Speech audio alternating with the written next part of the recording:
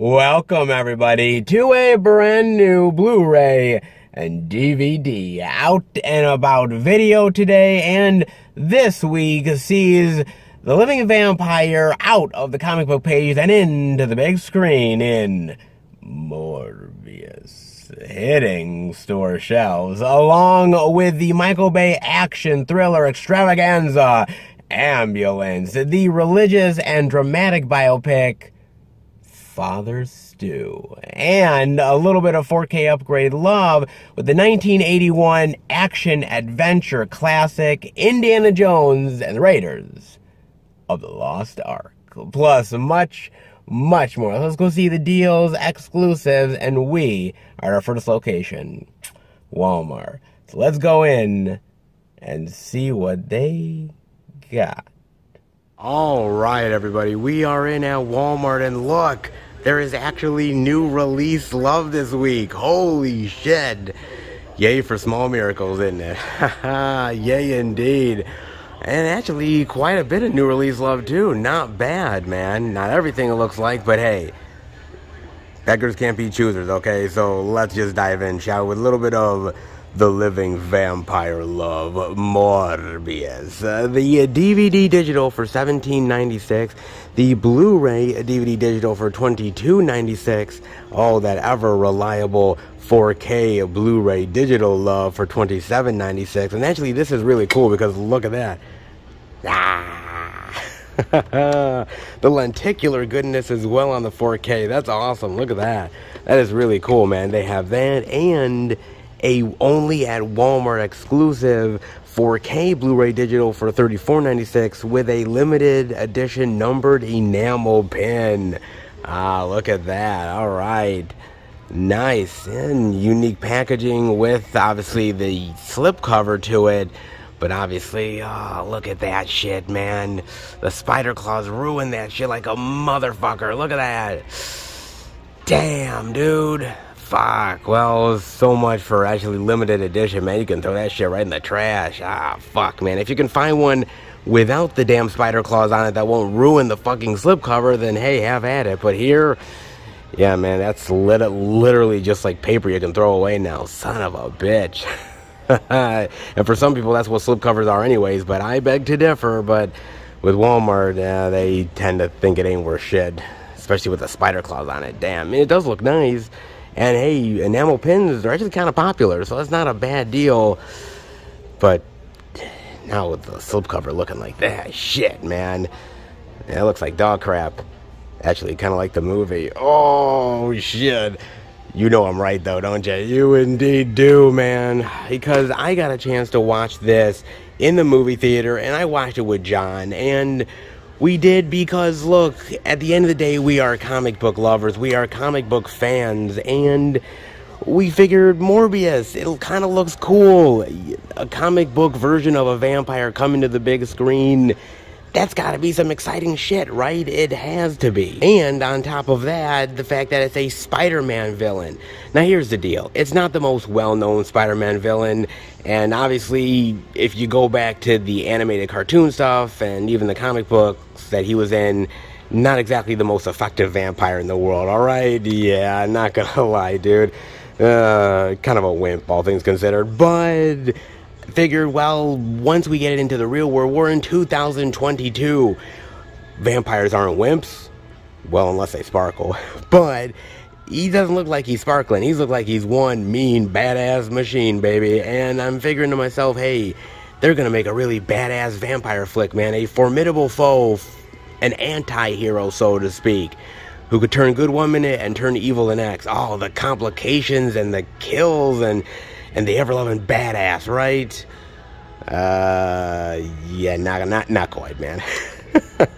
Not even close, dude. God damn, man. This movie is a fucking bore fest. It's mundane. Literally, when we left the theater, me and John were like, that's it? I mean, that's all they got?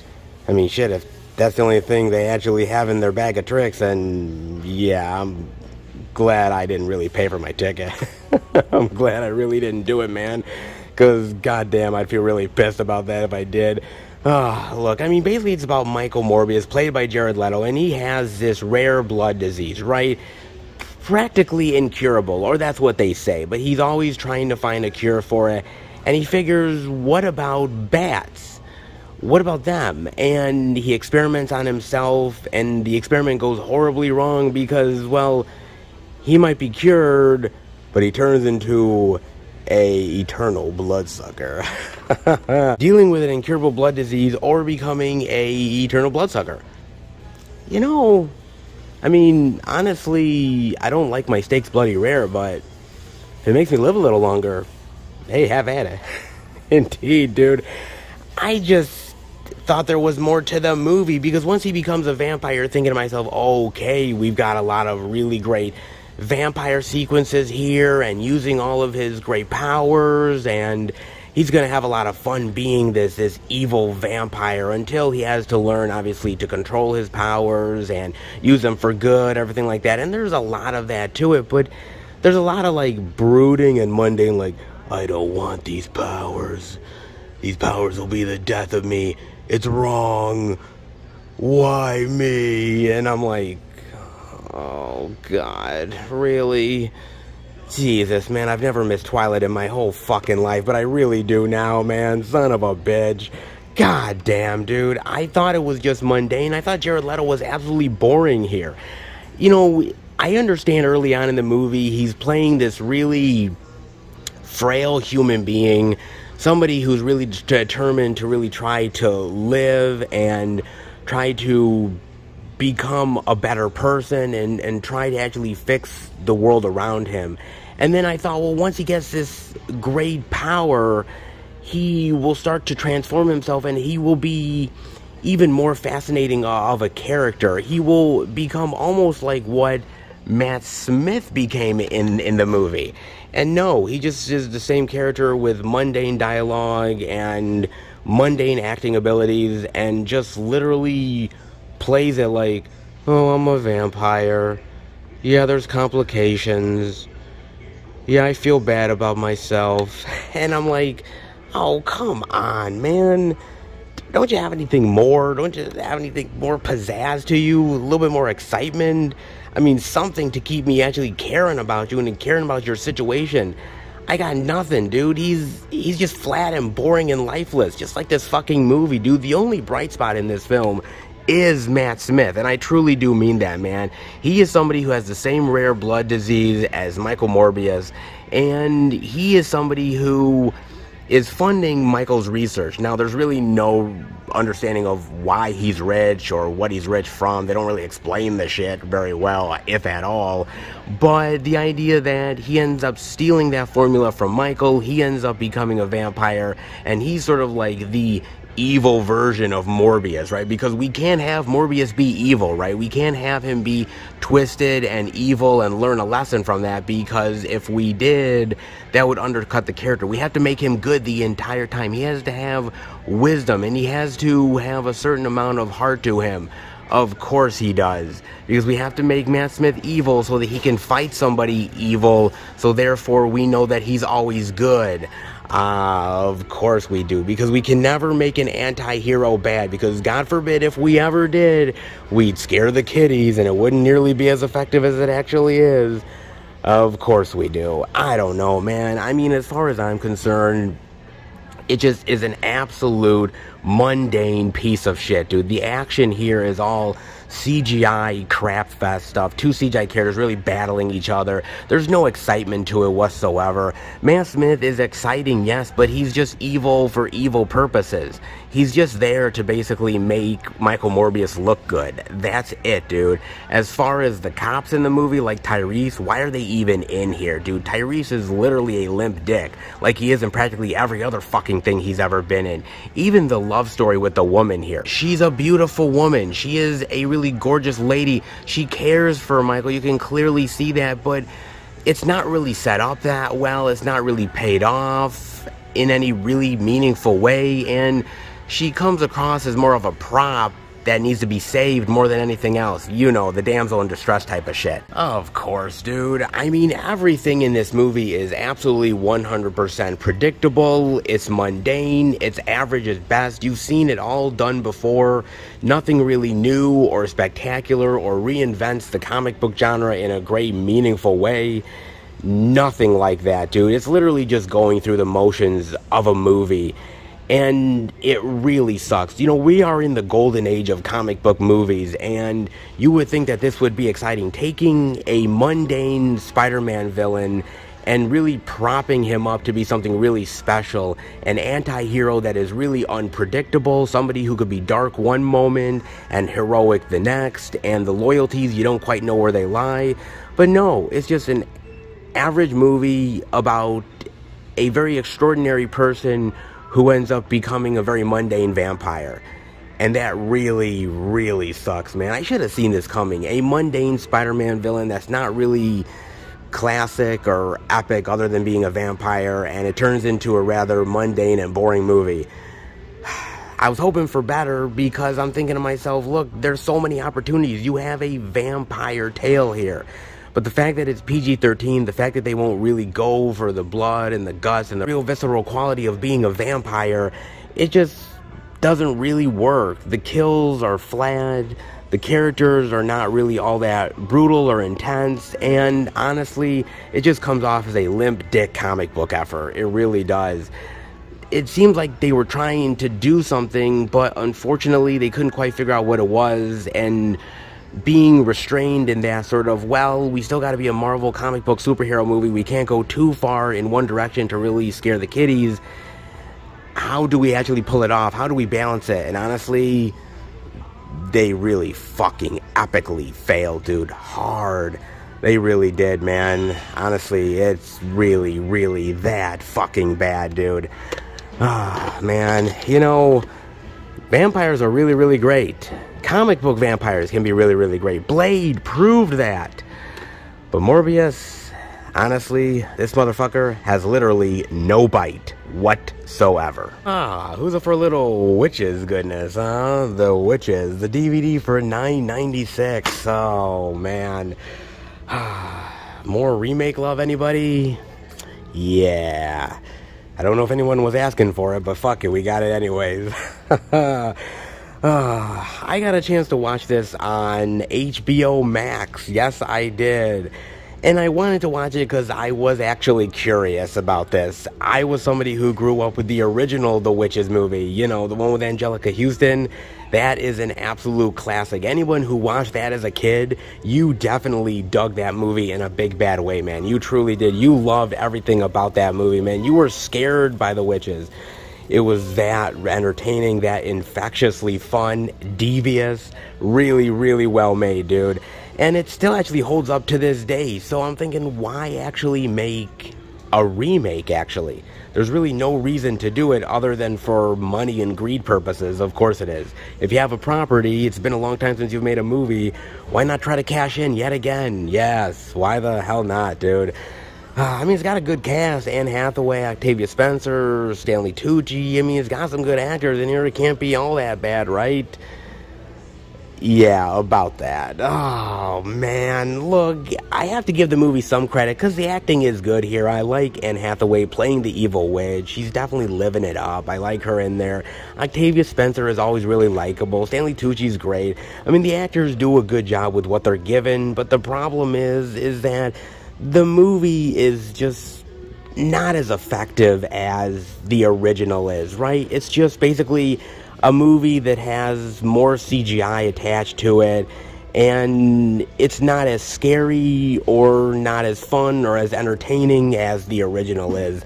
And it's honestly the truth. The witches are not really as terrifying in this version.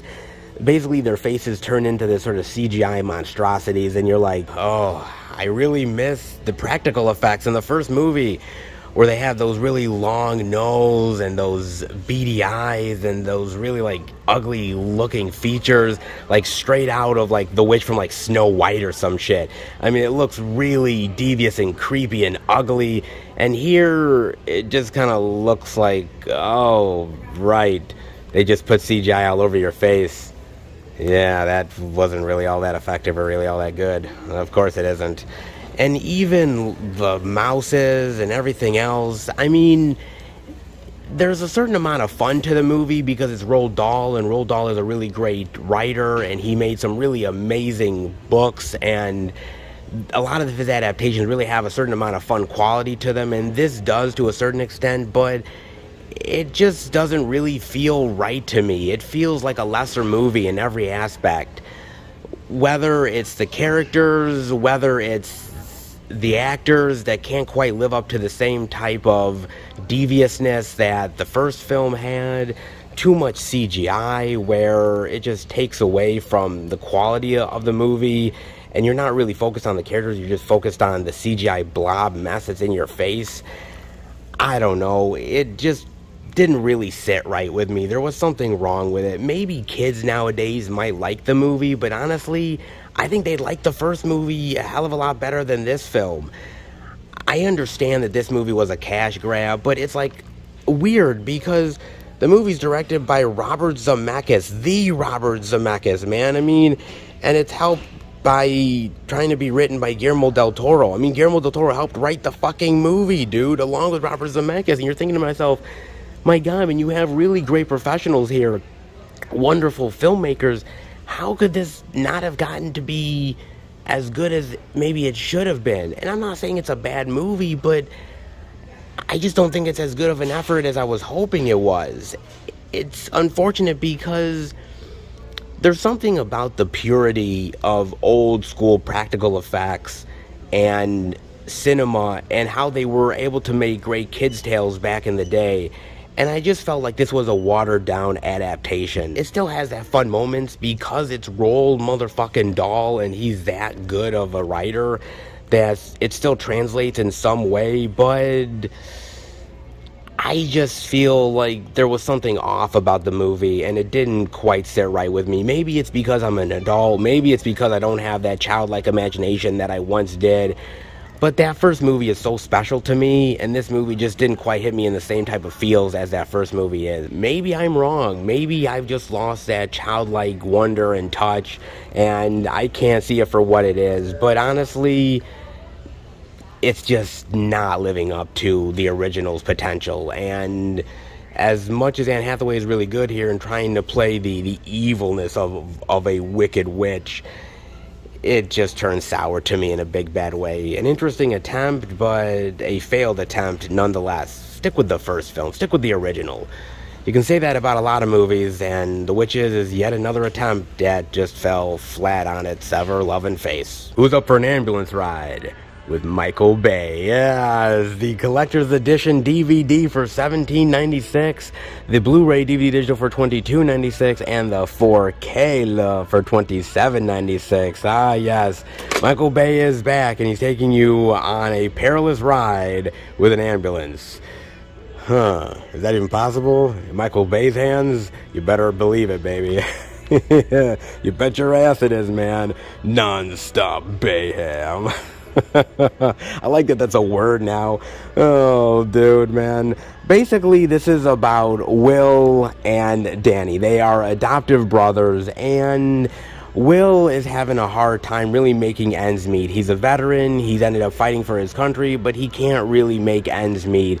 His wife needs this surgery. They don't have enough money. Bills are piling up. He needs cash in a big bad way, and his brother, played by Jake Gyllenhaal, has a decent business, or at least he believes he does, wants to get some money, borrow some money from him. And he says, sure, but, you know, I need help with this job, this bank job that I have.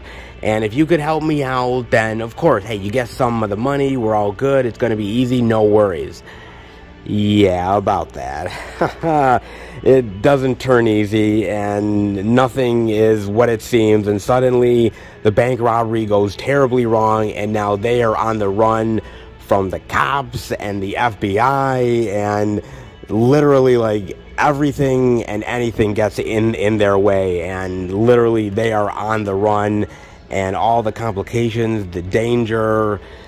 Dude, it is fucking nuts, man. It really is. But does it being nuts translate to a good movie? And I'm going to be honest with you and say that I don't know if it really did. I mean, I watched it on Amazon Prime, and look, I like Michael Bay. Michael Bay is a really phenomenal, exciting director, man, and he loves to do really wild and ridiculous action sequences. He really does, man. And this is the exact same thing. I mean, they are in an ambulance, they're driving 60, 70, 80 miles an hour in this goddamn thing, trying to avoid police cars and Lord knows guns and roadblocks and you name it, dude. They are just literally all over the place, all over LA, literally trying to survive, man. And there's a certain amount of excitement to it because it is Michael Bay, man, and he shoots this stuff really just absolutely in the most insane possible way, like bullets flying all over the place and the cars really roaring past each other and all the chaos that happens from there. It can be really exciting, but can also be kind of complicated and convoluted and a little messy at times too. I mean, I like Michael Bay, don't get me wrong, but the action sequences in here, sometimes you know what's going on and other times it is literally so chaotic that you can't keep track of where anybody is, where the other cars are related to one another, and it gets really convoluted really fast. And not only that, but the characters, they didn't really do it for me. The problem is, everything is set up so fast, you don't really get to know anybody, you don't really get to know about any of the characters or really care for them. They're in this wild circumstance that literally puts them in peril from the moment go, and you just go with them on this crazy ride. And yeah, there's a certain amount of excitement to that, but also you don't really know the characters enough to really care about the circumstances. Yes, you know that Will is a veteran, that he has money issues and money troubles. You see his wife for like a few minutes and their baby, and that's it, and you're off and running, man. You know that Will and Danny are brothers and that there's a complicated history there, but you don't know a hell of a lot of their relationship to one another and how they grew up and what's going on. You're just really thrown into this in a big bad way. Even the nurse here who is in the ambulance, I mean, she's basically just there to be this pretty thing that's saving a life. You know, her lipstick and her makeup never gets smushed. She always looks absolutely pretty and gorgeous, and you know, she's just basically there in some ways to be a damsel in distress. I mean, yes, she does save lives and she is very impressive in the movie, but again, you don't really get to know her or care about her. They're just in this wild, insane circumstances. And that's the problem here, is because yes, it's exciting, but there's really no emotion or character to the excitement. You're just on a ride with these randoms that you really don't know about and don't care about, and it just doesn't make for a really exciting or engaging movie, unfortunately. And that really honestly sucks, dude. I mean, there's moments where you really care about what's going to happen to the cop, the fact that the cop is bleeding out, the fact that she's got to save him, the fact that they're on the run and no one can escape. I mean, it's all set up for excitement, but I don't think it really ever pays itself off. And on top of that, there's way too many characters in this movie, dude. I mean, literally, I think we're introduced to about between 10 or 15 characters that we're hopping back and forth from, right? There's the ones in the ambulance, there's the cops that we end up actually getting to meet up with, there's the FBI people that are in the mix, there's these criminals that end up getting involved, and they're doing it because of they're being offered a certain amount of money. And so we're introduced to so many characters, and none of it ever really gets paid off in a satisfying way. None of it ever really feels like there's momentum to this exciting epic end. It ends up ending more with a whimper than anything else, and a lot of these characters never get any satisfying character arcs. Some of them literally are in the movie for 5 minutes and then they disappear. Others are there for a moment, then they come back later on in the movie, and they're just there basically to fill up time and fill up space in the movie. There's nothing meaningful about them or their character or their plot whatsoever. And the unfortunate part about all of this is the fact that Michael Bay can be a competent, really great director. These actors are really wonderful actors. You've seen them in amazing stuff before. The Woman, she was in Baby Driver. Jake Gyllenhaal, fantastic actor. amazing. I mean, even Yahya Abdul-Mateen done some amazing work as well. I mean, these are solid actors, a solid director, but the movie just really lets them down because, you know, it's an exciting movie, exciting car chases, but it doesn't really add up to anything or add up to much. It's just basically a car chase for car chase sake. There's nothing realistic about this. I mean, an ambulance literally going 60, 70, 80 miles an hour on the road, evading cops and cars and traffic. Like, that's nice, but, dude, how much gas can an ambulance really hold, man? I mean, seriously, at a certain point, like, they're gonna run out of gas, right? I mean, nobody thought of that shit? I mean, seriously, man, it's not realistic whatsoever. I mean, yes, it is Bayham, but it's not really the best Bayham. There's not really an intriguing character plot whatsoever. It's literally a bank robbery gone wrong, and they're on the run. That's it. And they have to create so many complications. They have to literally create so many obstacles in order to keep the movie going for over 2 motherfucking hours, man. And at a certain point, you're like, dude, how many more complications are we going to get into for them to keep this fucking plot going, man? I mean, seriously, are they going to find like a rocket ship to get into outer space? Like, at a certain point, I'm thinking, like, man, if that doesn't happen, I'm going to be shocked, dude. I mean, seriously, they just go out of their way to try to extend this so much and try to convolute this thing so badly that it just keeps on going and going and going, like the Energizer Bunny, except I really just want them to take the fucking batteries out. I mean, seriously, I just really want them to, dude. I don't know, man. Like, there was moments where I really liked it. There were certain moments of excitement and really like a wow factor, but you get that with a lot of Michael Bay films. This just doesn't really have anything that you really care about other than a car chase. And honestly, there's a lot of really great car chase movies out there, and this one just doesn't really have anything other than that. It's a goddamn shame because I like Michael Bay, but this movie is one of his lesser efforts. Maybe if there was an actually great story here, great characters to invest in, I might have given a shit. But other than an ambulance driving down the road really fast, that's the only thing you got here. Interesting gimmick, but how about you make a movie I can actually give a shit about? Characters that I can invest in, and a story that has me intrigued and on the edge of my seat. Look, I love you, Michael Bay. I really honestly do, man, and I love your Bayham, but dude, this one really failed to meet up to the bar that you've set for many, many years, dude. You're good. And an ambulance driving really, really fast can be really cool, I guess. But honestly, this time around, you didn't make the grade. Better luck next time, Michael Bay. I know you will, but this time wasn't one of your best. Who's up for a little bit of Gold Rush love with Zac Efron?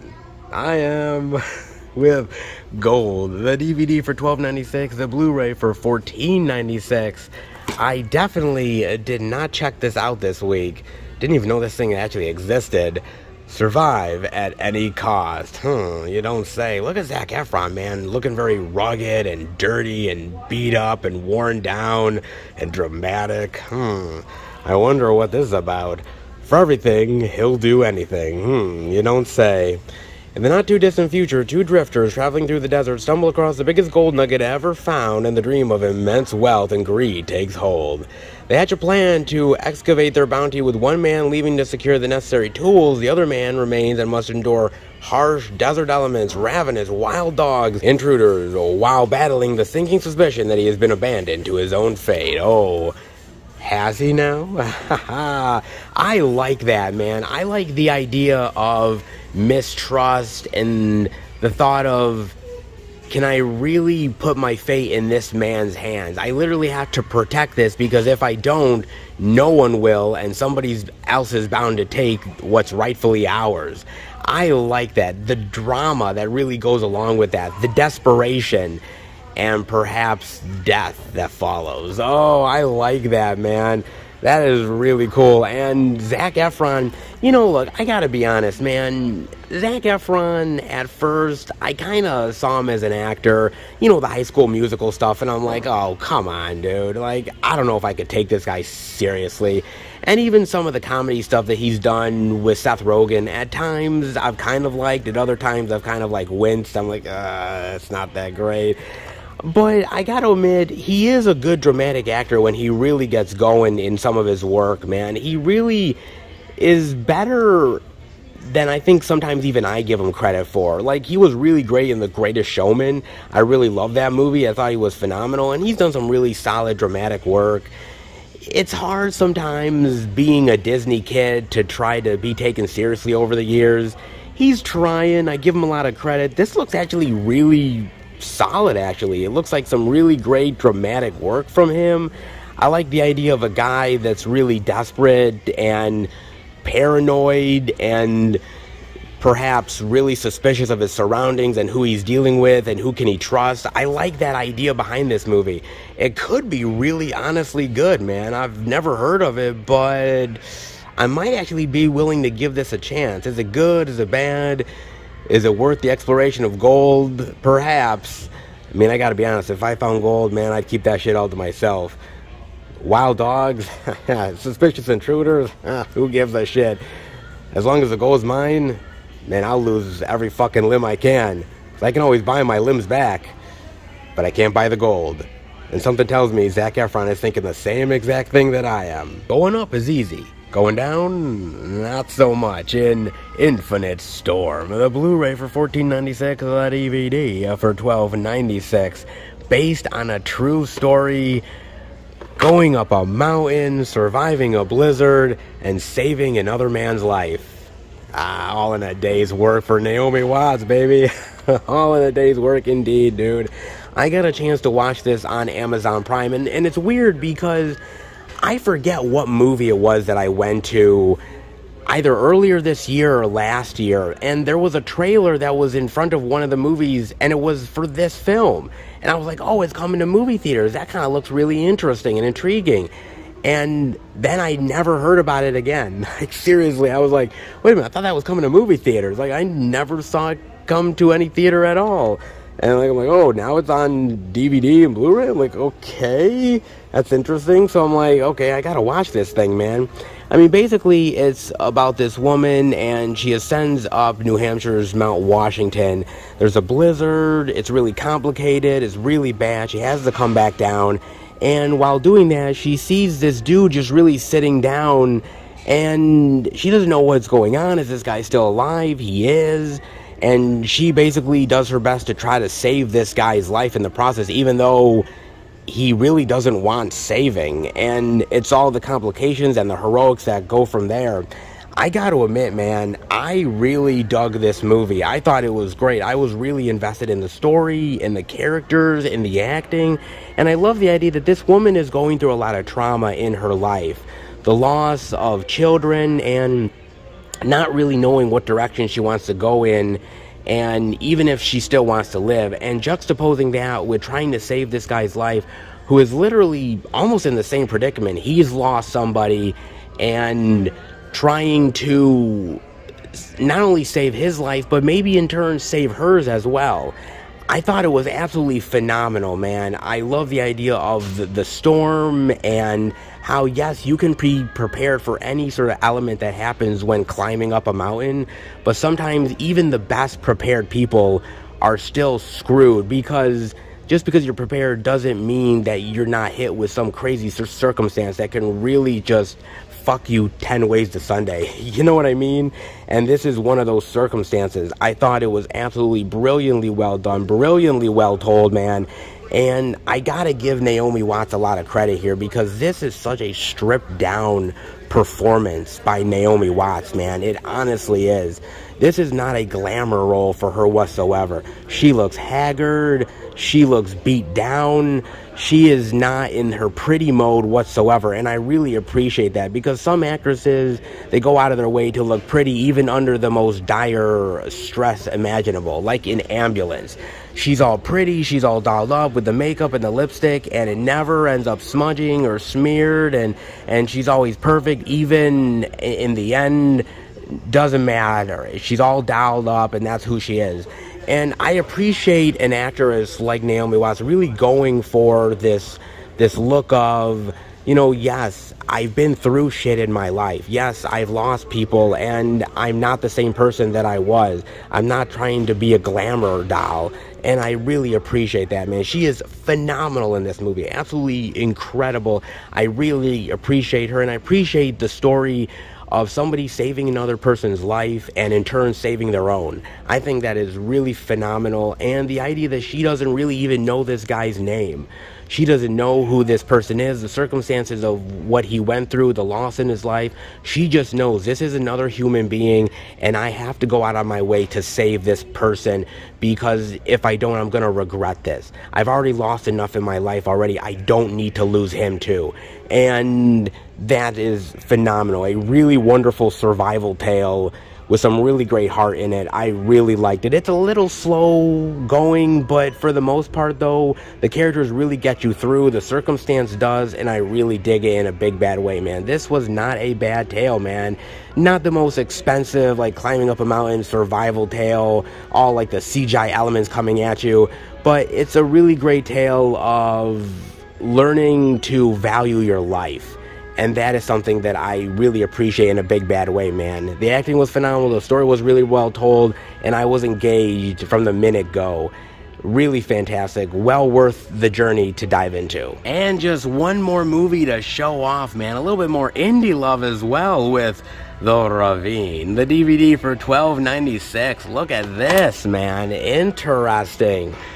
Inspired by a true event, isn't it? Ah, nice. Eric Dane, Terry Polo, Peter Fasinelli.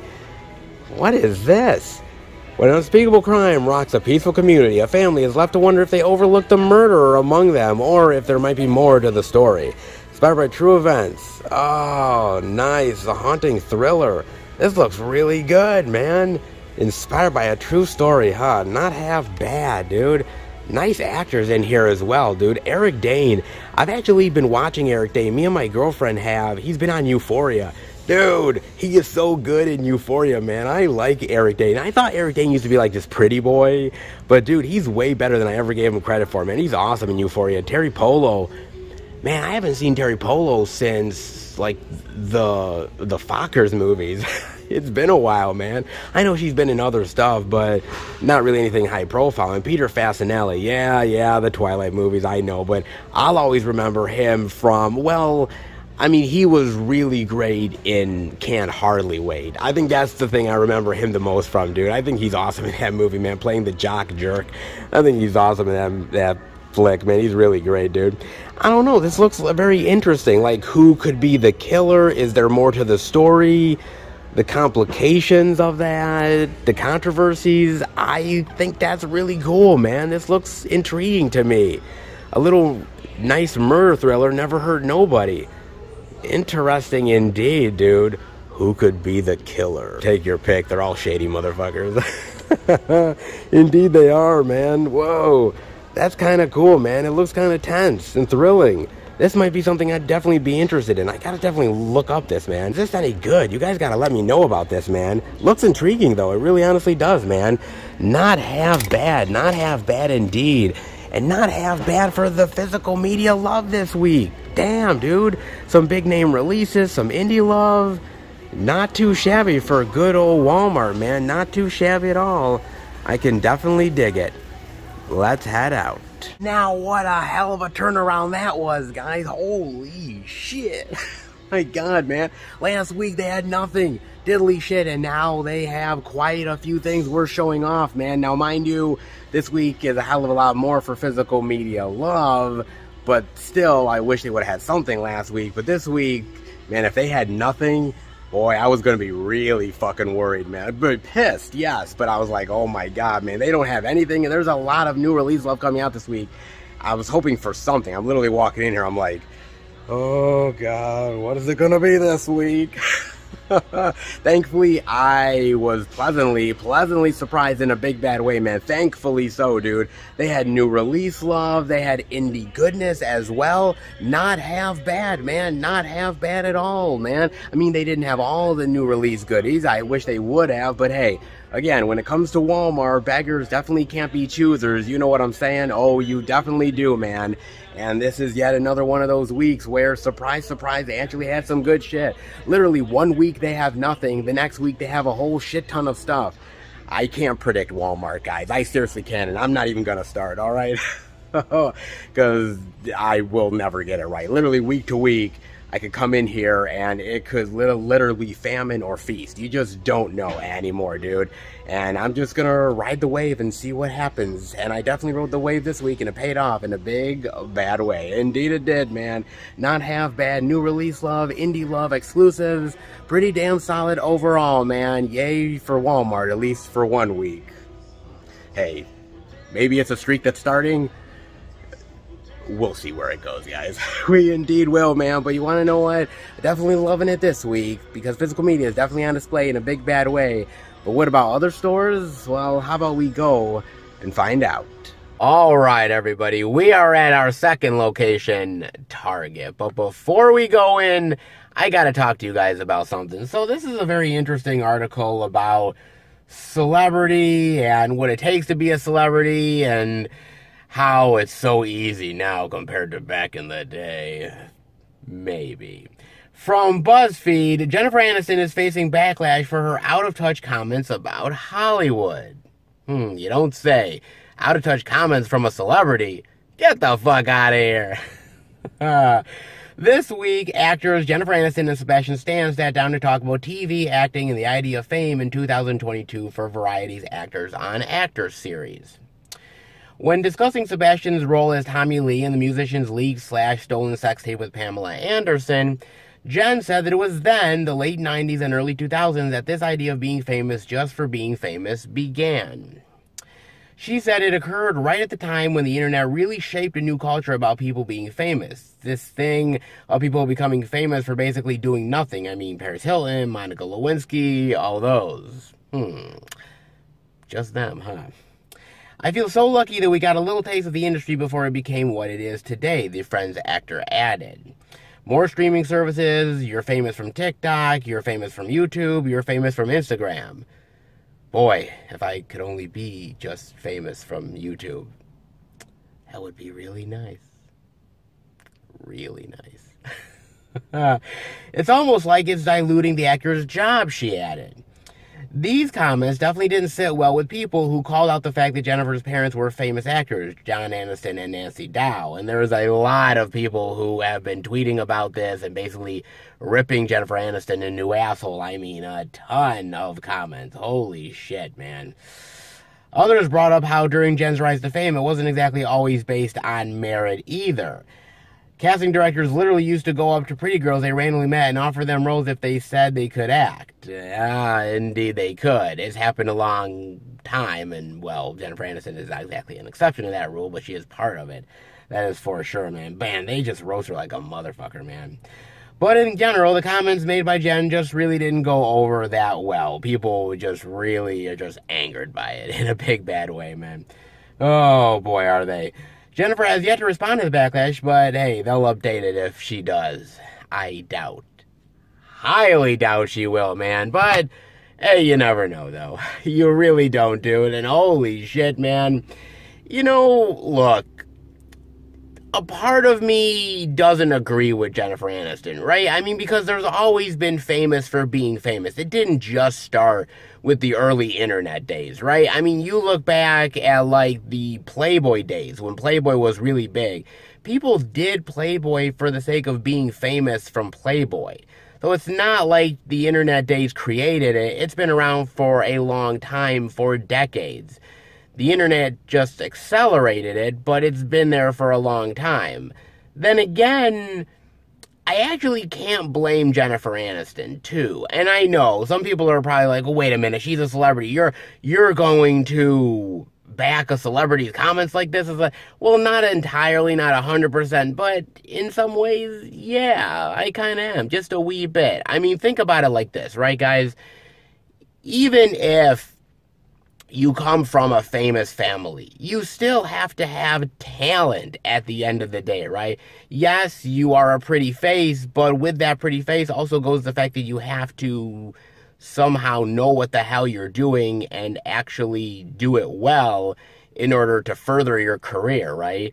I mean, everybody has to start at some point in their career. Even if your parents are famous, you still have to start at the bottom. Hey, Jennifer Aniston starred in Leprechaun, alright? Hey, I love Leprechaun, don't get me wrong, but that's not exactly high-profile work for an actress that has famous parents, alright? Just saying.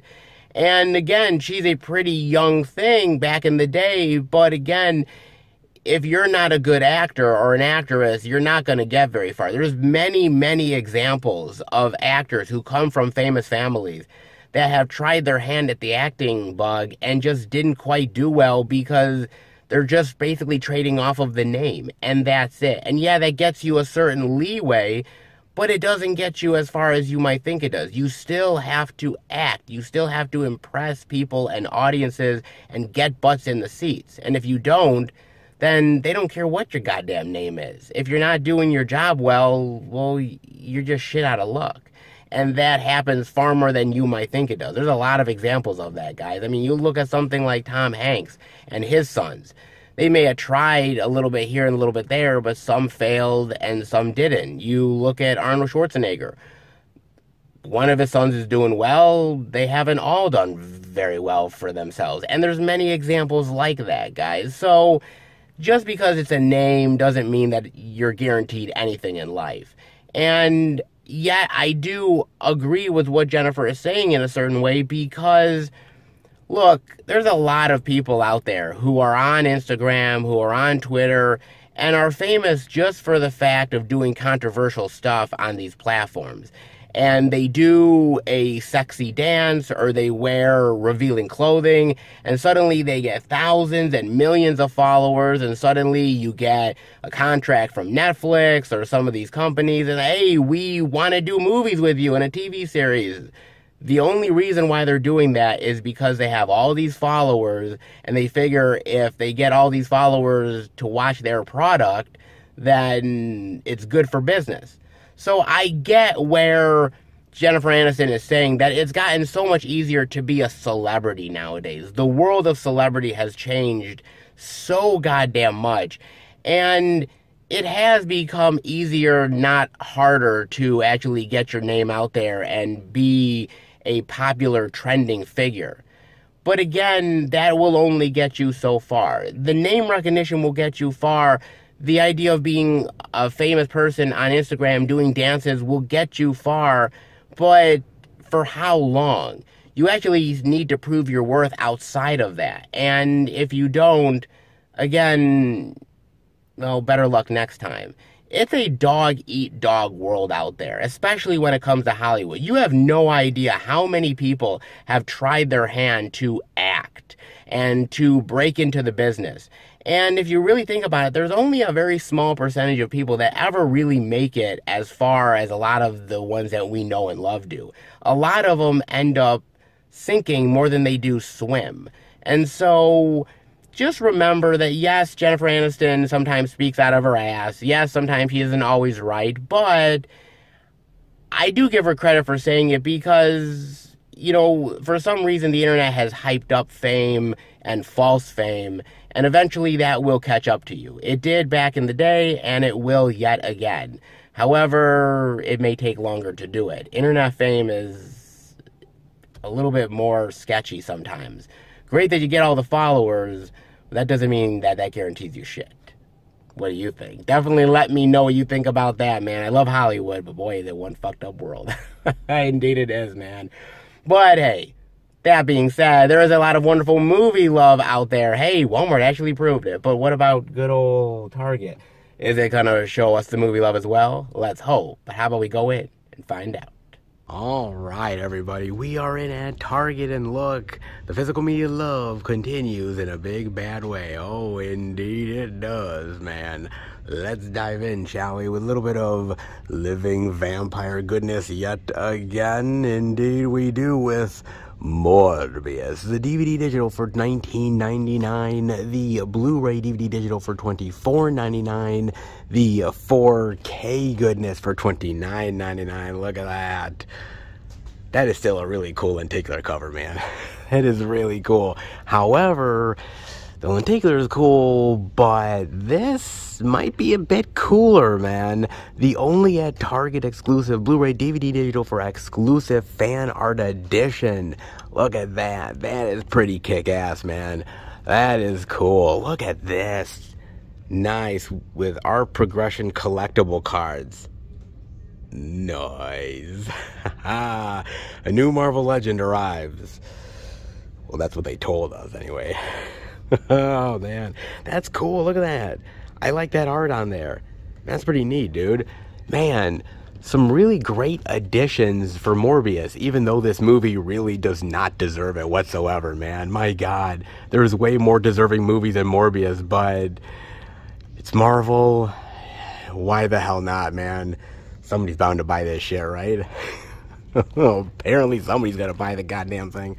Oh, Lord. You know, it really is disappointing walking out of the movie theater and feeling like you really didn't get your money's worth, that this movie is really just a pale comparison to a lot of other comic book tales out there, and they could have done so much more with this. And now I'm really, really concerned for Blade, because I keep hearing it's going to be PG-13, and I'm like, it's Blade. It's literally a vampire killing other vampires and needing to suck people's blood in order to survive. Like, that needs to be R-rated. However, Morbius shows us that they're not willing to go down that R-rated, bloody, gory road. They're just not willing to do it. They don't want to alienate their audience, and basically it's the Spider-Man audience. They just don't want to do it, guys, and that is a damn shame. It really honestly is, because that's one of the reasons that makes this movie as limp dick as it is the fact that they're not really willing to go for the vampire bloody goodness. You have this character, you have so much potential with it, and they really cut the legs right out from under it. And that's a damn shame. We are far away, really, if you truly think about it, we are far away from what the original Blade movie was. That's a comic book character, and that was R-rated, it was gory, it was bloody, it was violent, it was in your face, and it was spectacular. But we were not in the golden age of superhero comic book movies that we are now. And trying to take a gamble on that now is just not as easy as it used to be, and that's the honest to God truth. And there are a lot of really great vampire comic book tales out there that I would love to see get really great adaptations, like Vampirella. Oh man, would it be awesome to get a really kick-ass movie adaptation, live action of Vampirella? That would be absolutely phenomenal. But again, if they were to do it, would it still have the same bite? I mean, technically she is a vampire, but she comes from this alien homeworld where everyone's a vampire and there's like a river of blood and everything. Like, it would be really sick if they made a great live action adaptation, but that would have to be R-rated. If it was PG-13, I don't think it would be half as good. I mean, even you have a great character like Skinner Sweet. If you remember him from comic books, he's a really great vampire character that can walk in the sun. Really great character. I've loved those comic books. I would love to see that adaptation happen. But again, I would love to see that as a really great, bloody, R-rated goodness type of movie. Again, I don't know if we would get that. You look at something like Vampire D. Phenomenal. I think we would benefit from having a really great adaptation of that. Again, how far are they willing to take it? How far are they willing to go? I mean, there has been some good adaptations over the years. It's not like there haven't been. I mean, you look at something like 30 Days of Night, which is from a comic book. That was really bloody, really gory, really brutal. They did a really great job on that. I thought that was absolutely really phenomenal. Maybe Abraham Lincoln Vampire Hunter, maybe it didn't have as much bite as I was really hoping it was. It wasn't as really visceral and brutal as I was hoping it might be, but there were moments where I thought they captured it brilliantly. Doing comic book adaptations is not easy. We know that, right? We know that it's complicated. We know that it's never exactly like the comic book, right? Not exactly. I mean, even if you look at something like Dracula, there have been comic book adaptations of Dracula. There always have been. Marvel has done them. They tried doing something like that in Blade Trinity. Yeah, we know how that went, guys. Yeah, that wasn't good. Alright, so there are moments where they fall flat on their face. Maybe they've learned their lesson, but then again, when I look at Morbius, have they actually really learned their lesson? Because I think they look at the Spider-Man audience, they say, well, look, we don't want to really go very far with this, because if we do, we're going to alienate the Spider-Man fans. But then again, why are you so worried about the Spider-Man fans? Why are you worried about beholding to them? Because it's not like this character is the most beloved Spider-Man villain of all time. Most people kind of think the character's a little bit lame, all things considered, dude. So why not do something unique and different with it? Why not change it up? What's so wrong with that?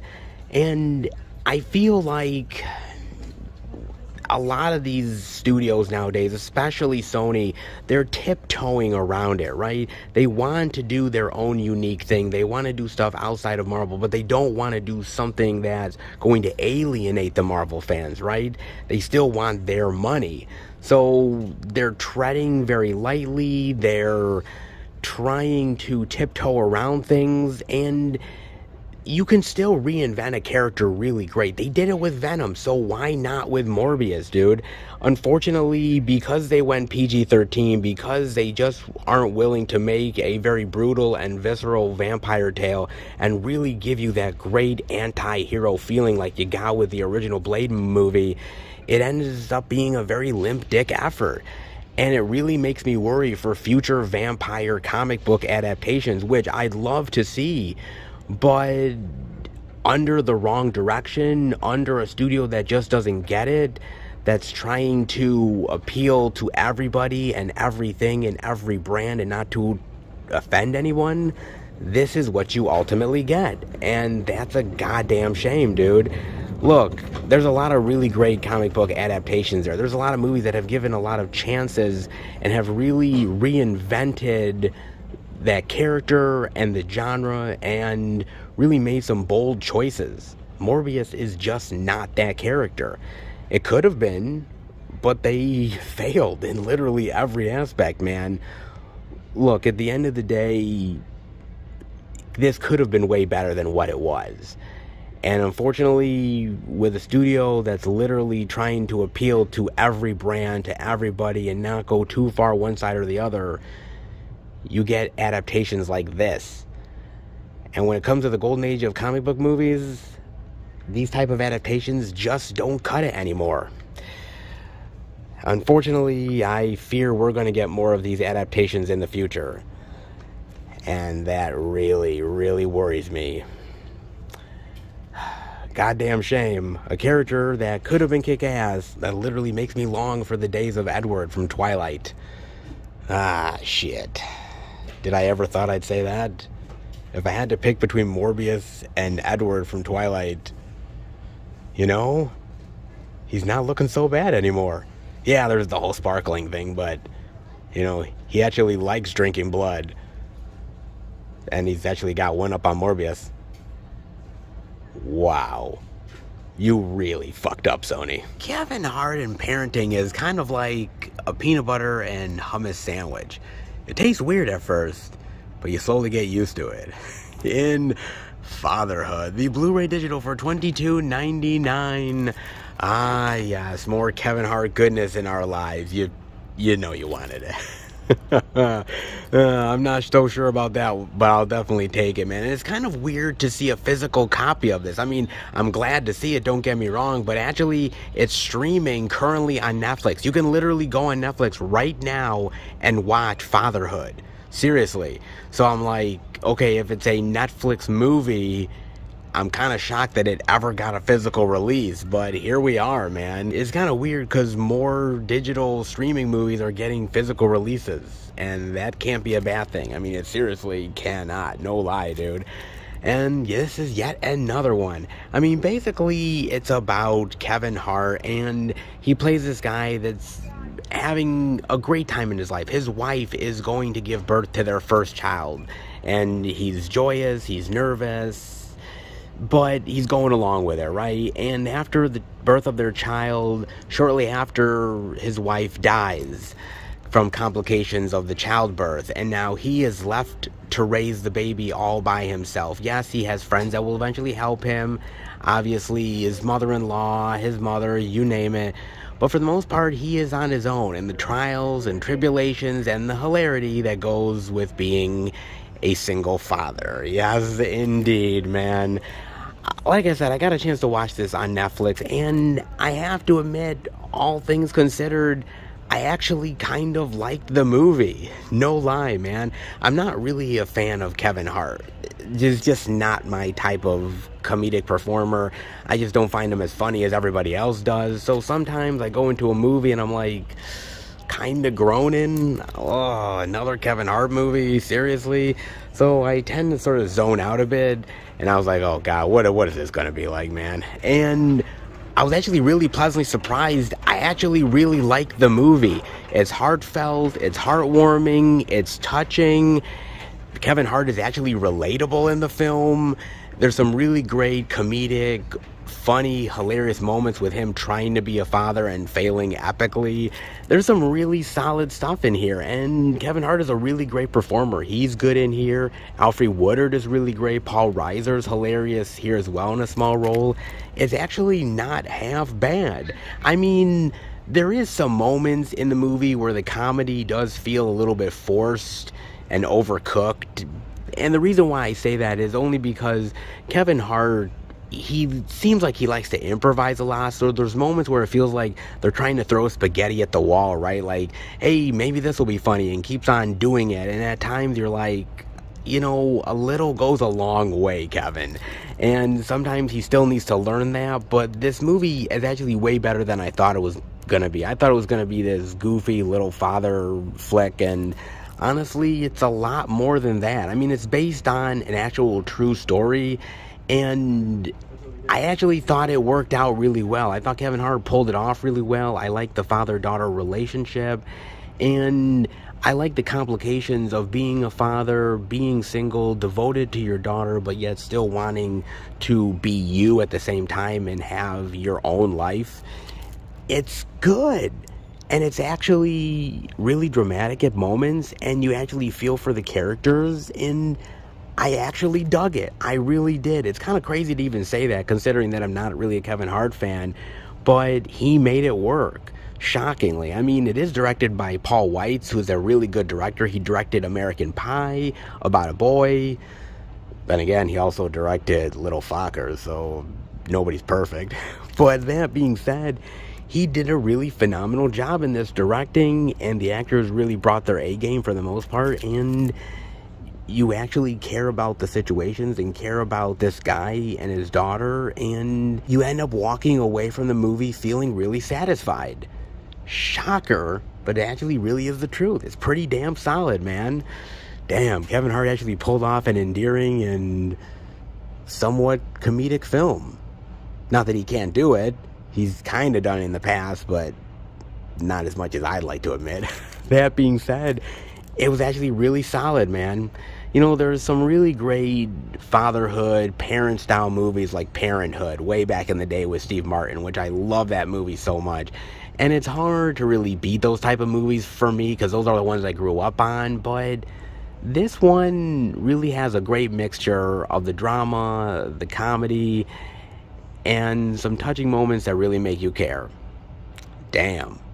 This one actually surprised me. Well, Kevin, you actually pulled it off. You made a movie that I really like, where you are the main and only major star in. Damn, I don't know whether I'm in the Twilight Zone or hell's about to freeze over, but I'm shocked like a motherfucker.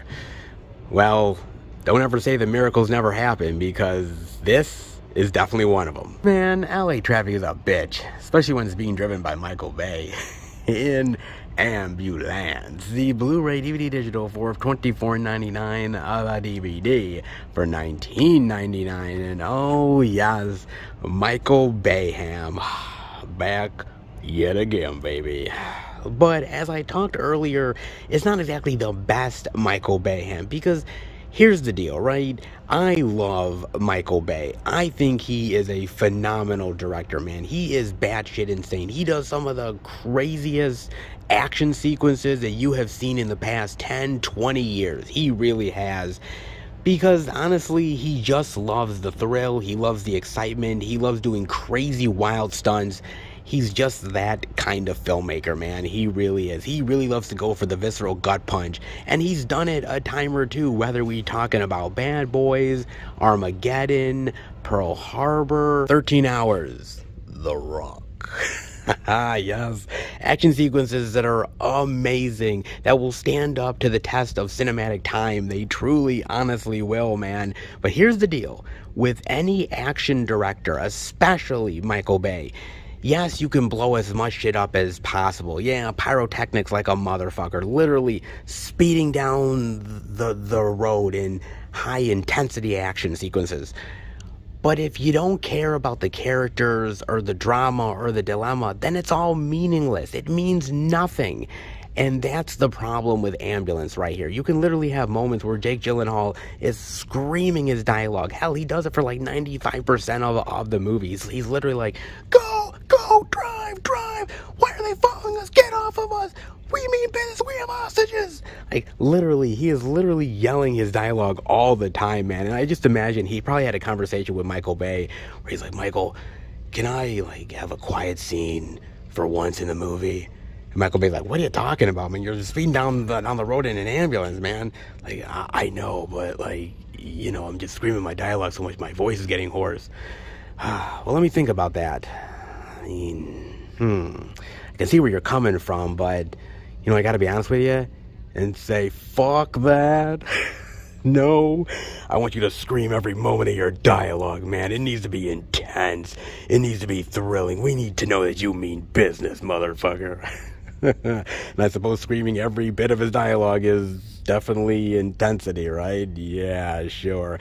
Look, man, here's the deal, right? Because yes, it's cool to see ambulances streaming down the road and helicopters chasing after them and literally going in the back of the ambulance with guns and shooting people down and things exploding all over the place. Sure, there's excitement there, don't get me wrong. But again, you never get to know the characters. You never get to really invest in the situations. And at the end of the day, it's just action for action's sake. And I think what makes some of the best Michael Bay movies is, yes, the action is part of it, but you actually care about the characters and the dialogue, and you get to know them, and you're invested in the situations. Like Bad Boys, there's a really phenomenal action sequence in the second Bad Boys movie that I absolutely love. I think that's one of the best Michael Bay action scenes ever. But again, the reason why I care about that sequence is because of the Bad Boys themselves and the situation and the idea that obviously they're trying to rescue this woman and all of the dilemmas and the complications of that, and you really feel for it and you build up to that moment. But you don't really build up to any moments here, and that's really the problem. I mean, you look at something like Armageddon, they're on that rock, and they're trying to drill into it, and there's moments where they fail, and moments where they succeed, and you're invested in the characters, you're invested in those moments. And you just don't get that with this film, and that's really the unfortunate part about it. I mean, honestly, the Transformers movies seem to be a little bit better than this movie, and that's really shocking to say that. It really honestly is, because I don't really like those Transformers movies, but at least there's a plot, at least there's somewhat of characters that you get to know and understand.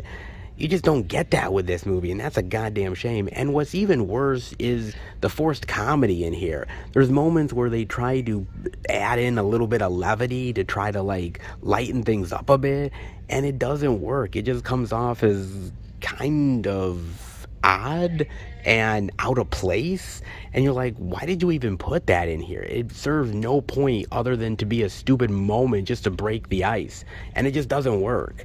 And unfortunately, this is a mess of a movie. The characters don't work and the action doesn't work because of it. It's just an excuse to make an action movie. That's what it is, man. And sometimes Michael Bay has proven that that's a good way to make a movie. But with Ambulance, he also proves that that's a way to make a really limp-dick effort of an action film that doesn't really work on almost any level. I appreciate Michael Bay as a filmmaker. He's not going for high art. He's not trying to make an art house film or an Academy Award winning movie. He's not trying to go for that shit, alright? He's just trying to make a spectacle, big blockbuster film. And for the most part, 95% of the time, he actually succeeds. But there is that small 5% that sometimes doesn't work as well as he hopes. An Ambulance is in that small percentile. A worthy effort, I suppose, but if it only had better characters and better moments and characters that you actually give a shit about, you might have invested in it more. There's a reason why nobody is really talking about this movie, because honestly, it's just not worthy of really talking about. Shame, because Michael Bay is a really great filmmaker, but this time around, I think he needs an ambulance to save the movie. Forgive me, Father, for I have sinned. It's been, well, never since my last confession. Oh shit, dude. Seriously, how much time you got? Yeah. Father, a stew. The Blu-ray digital for $22.99. DVD digital for $19.99. Yes, Mark Wahlberg as a priest. You know, I have seen stranger things. I indeed have, dude. Wow, man. God wanted a fighter, and he found one. Oh, indeed he has, man. Now, I got a chance to watch this on Amazon Prime, and truth be told, I was not looking forward to this movie, alright? I am not a religious movie fanatic. I am not that guy. I just am not. There are some exceptions to the rule, but for the most part, it's just not my bag, baby. It really honestly isn't. So I had my arms folded like a motherfucker. I literally sat there, started watching the movie, and I'm like, okay, man, what is this religious bullshit that they're going to be shoving down my throat? I literally was ready for it. And you want to know what?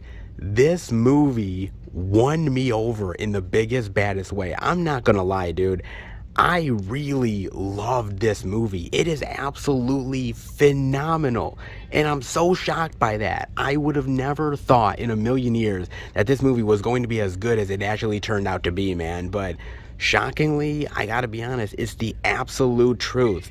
I mean, basically, Mark Wahlberg plays Stuart Long, and he is a guy that's sort of lost in his life. He had a tough childhood, and he's doing anything and everything to get by, right? Fine, if he'll work at the grocery store, cool. If he's gonna box, fine. He just does anything and everything. He has a dream and he follows it, and then the next week he has another dream and he follows it. Oh, I want to be a Hollywood actor. Oh, okay, fine. I want to be a boxer. Okay, aren't you kind of old? Oh, fuck that. I'll still do it. Oh, okay, fine. And one day, he literally sees this beautiful woman. He's basically looking to get tail, all right? And he basically goes into this church, and he's pretending to sort of be religious and pray and everything. And he slowly starts to get caught up in it, and actually starts to maybe become more of a faithful man, slowly but surely. Even he's shocked by that. And certain circumstances lead him to believe more in faith and God, and the idea that this man who is lost in his life is literally found through religion, and he wants to be a vessel for God. And it's an absolutely phenomenal movie, a true story. This has actually happened to a real guy. Of course, he's no longer with us because of health complications, but it is a phenomenal and very unique and very fascinating true story. And I really dug this movie, man. Mark Wahlberg is phenomenal in this film. Seriously. I mean, look, I have shit on Mark Wahlberg as of late, okay? I'm not gonna lie, man. I really took a dump on that guy in a big bad way, alright? I mean, let's be honest. He deserved it with Uncharted, okay? That movie didn't do him any favors. And also, yeah, that's not good shit. Alright, that really isn't. So, for me, it was kind of one of those things. I'm like, Mark Wahlberg doing a religious movie, man, that is some strange and weird shit. That really is. But the guy pulled it off, and I give Mark Wahlberg a hell of a lot of credit, man, because yeah, you know, Mark Wahlberg's like, oh well, you know, come on, bro, you know, we're gonna do an action scene, bro. And that guy literally pulling off a convincing religious flick. Okay, man, I really have seen miracles. I truly have, man. He is really wonderful. He plays a skeptic in a great way. This guy that literally has been torn down in his life and has made so many mistakes that he doesn't really believe in faith. He doesn't really believe in the idea of being saved because he just hasn't really seen that before in his life. He just thinks it's a bunch of mumbo jumbo bullshit. And the idea that he slowly starts to dive into that, slowly starts to be led towards that path. And I think it's a fascinating trip into a man who is a non-believer who becomes a believer. It's really dramatic, it's really heartfelt, and it pulls at your heartstrings in a big bad way, especially everything that this guy has to go through. All of the heartaches and disappointments in his life and the medical conditions that this guy goes through. Literally, there's medical conditions that this guy has that literally happen to like 1 in a million people. And this guy just happens to get it. And instead of falling flat on his face, instead of giving up and admitting defeat, he continues to fight on, man. And it's because of religion that picks him up in a big bad way. And it's astounding. And I love it, man. And I was shocked by that. It is entertaining. And what I even love more about it is it's not like the religion is in your face, right? Because there's certain religious movies. What am I talking about? Certain ones, a lot of them, literally go out of their way to shove it down your throat. And those are the movies that I don't like, man. I just don't like those type of flicks, man. I like ones where it's more subtle, it really creeps up on you, and it really gives you a great message, man. Something like Leap of Faith, which I really love with Steve Martin, man. I think that movie's phenomenal, dude. And I gotta admit that this is one of those movies that really snuck up on me. And I think is absolutely worthy of a watch, man. Even if you're a skeptic of religion like I am, man, this movie really ends up sneaking up on you and surprising you in the best ways possible. And Mark Wahlberg really pulls you into an intriguing guy that you're wondering how this guy learns how to love religion. And you're just fascinated by the journey, and it's hilarious, and it's dramatic, and it really pulls at the heartstrings in a big bad way, man. And like I said, Mark Wahlberg pulls it off in a big bad way. Actually, he's supported by many great actors like Mel Gibson, dude. Mel Gibson is in this thing. He plays Mark Wahlberg's father. And he does an amazing job, man. He is awesome. And you know I have shit on Mel Gibson a time or two as of late. I really have, man. But he definitely gives it his all, dude, in this movie, man. Playing a guy who's a really rugged, very, in some ways, heartless bastard. And he even learns to turn around because of his son. It's an amazing journey of a movie. It really honestly is, man. And hell, even Jackie Weaver does an amazing job as Mark Wahlberg's mother, this woman who has really lost her faith in life and losing a child already and really on the verge of losing her other son. And she's just caught up with all these emotions. She's an amazing actress in this film as well. This is a really great, awe-inspiring tale that really proves that just because you've lived a hard life and just because you've really lost your faith along the way and really lost your way as a human being, as a person, doesn't mean that you can't get that back later on in your life. And perhaps some of the best religious people out there, perhaps some of the best ones out there are the ones that have lost their way and have come back and really have seen life in its toughest forms possible and has come back from that. And those are some of the most inspiring tales possible, man. Sometimes religious movies are really in your face, and sometimes they really end up kind of overselling the message. But this movie doesn't do that, man. It's not trying to oversell the message. It's really trying to tell an inspiring tale of a man and his eventual faith and how it led him down the righteous path. And it's really entertaining with really great performances and a really great character-based drama that's really going to pull you in a big bad way. It does phenomenal, and I loved every single second of this movie, man. My arms were folded. I was ready to hate this movie from the word go, because there's a lot of religious movies that I absolutely loathe. But this one, man, this one is good. And honestly, Mark Wahlberg, man, pulls it off. He says he wants to do more religious movies. And if they're anything like Father Stu, dude, sign me up. Dun da da dun, dun da da, dun da da, dun da da dun da. Yes, the 4K Ultra HD limited edition of Raiders of the Lost Ark for $24.99. Oh my lord, look at this beauty, baby. Oh my god, look at that. Oh, so damn good. Oh man, I was hoping to see this in a store, and I'm so pleasantly surprised, baby. Look at this. Oh man, do I love this movie. Talk about one of the best action adventure movies of all time, man. And one of the best characters of all time, Indiana Jones, baby. Harrison Ford. Oh man, absolutely timeless, absolutely classic. I love this movie so much, man. I love the character of Indiana Jones so much. Dude, 1981. Seriously. Damn, dude, that's a long ass time, man. It really is, but dude, it still holds up to this day, man, because it's just a classic adventure tale, like a lot of those serial ones from way back in the day, man.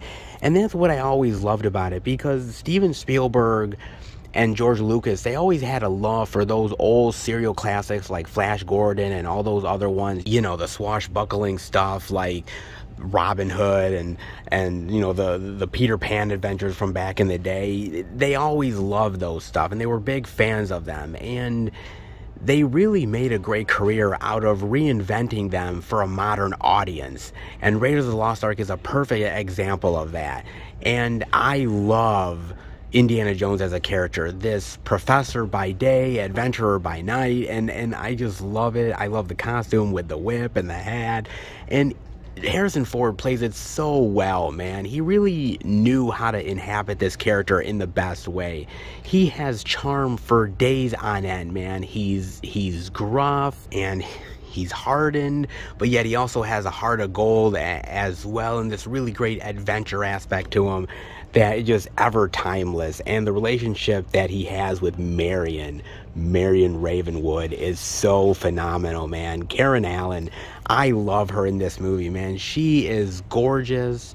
She is charming. She is adventurous. She is not a damsel in distress, not in the least bit. She is just as tough of a chick as Indiana Jones is, and she definitely holds her own in a big bad way, which I absolutely love, man. I love all of the action sequences here.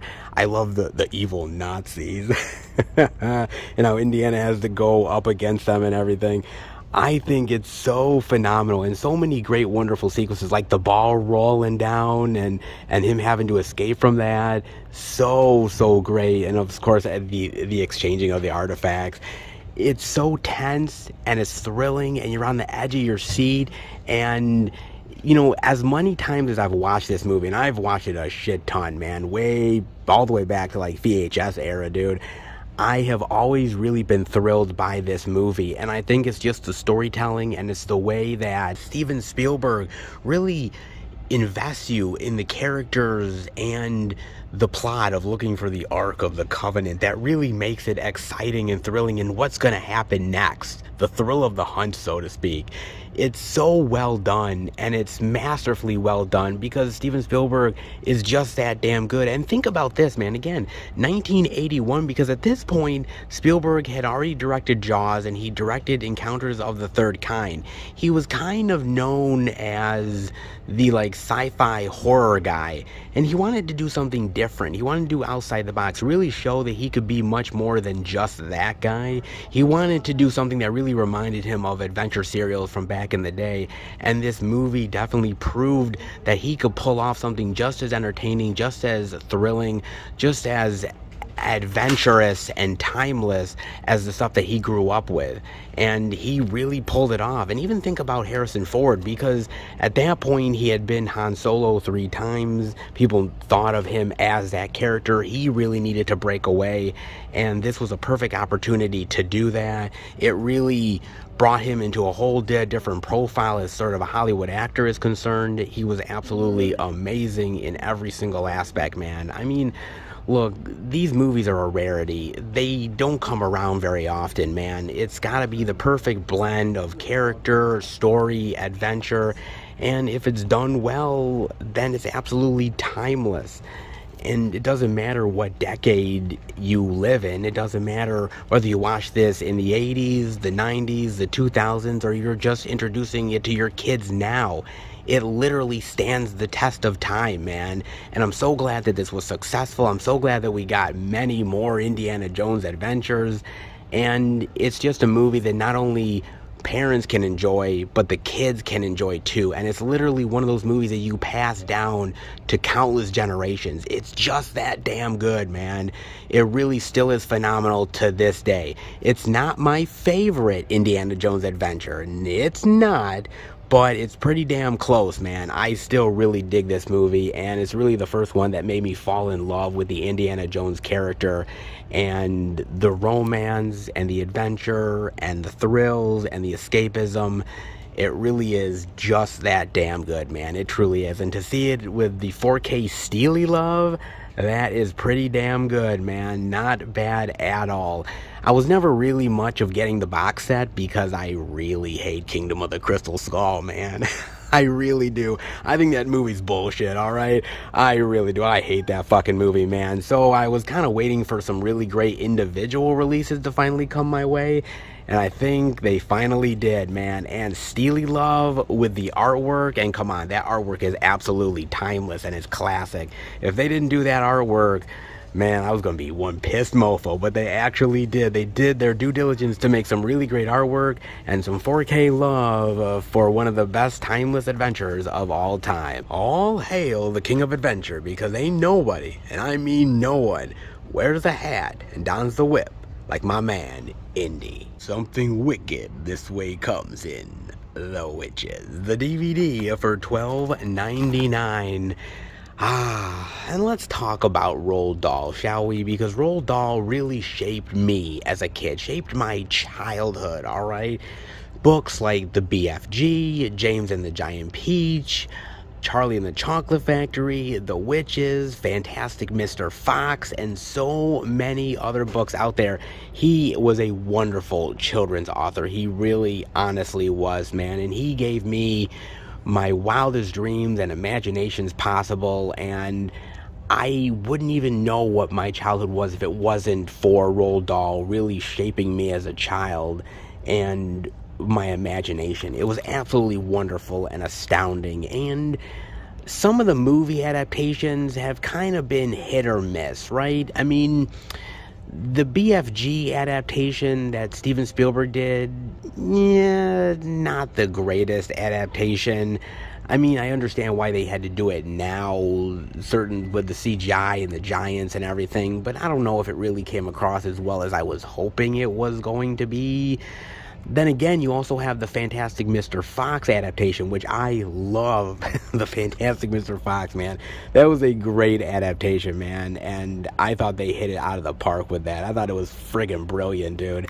But then again, you also end up having the James and the Giant Peach movie adaptation, which I didn't really think was as good as it possibly could have been either. It was alright, but not nearly as much as the book. Then again, they've done a lot of different types of adaptations of that, but I never thought they'd actually 100% gotten it right either. But then again, you look back and you see Willy Wonka and the Chocolate Factory, or you look at the original Witches and you're like, that encompasses Roald Dahl. That encompasses Roald Dahl's world.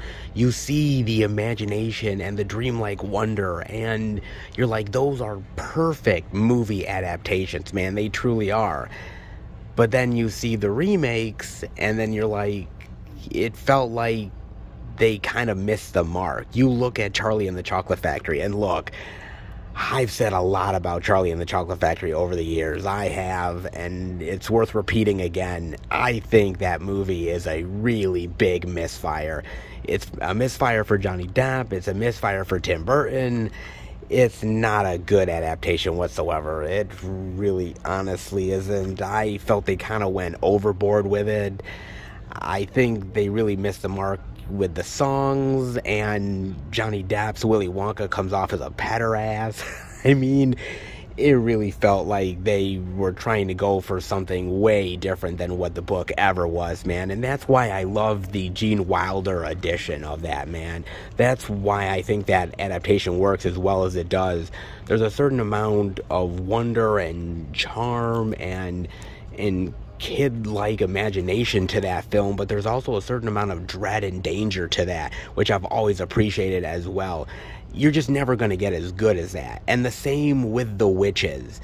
There was something about that original Witches movie which really had a certain amount of devious quality, but yet childlike wonder that I really loved. And there was something about that movie that to me really felt like Roald Dahl. And when I watch this movie, I just feel like it's too CGI heavy, and I don't really like the adaptation with The Witches, and it just feels like it's an overabundance. It's trying to shove it right in your face, and I don't really like that. Yes, it's colorful. Yes, it has those Roald Dahl moments to it, but I think the honest wonder and imagination just isn't there.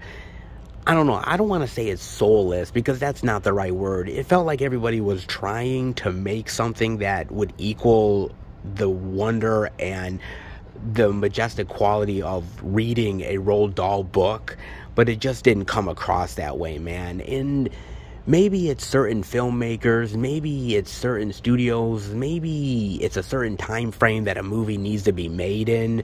But unfortunately nowadays, we just shove too much CGI in, and we just too much of certain things. And for some reason, I feel like certain filmmakers just don't really get the idea of the childlike curiosity the way others do.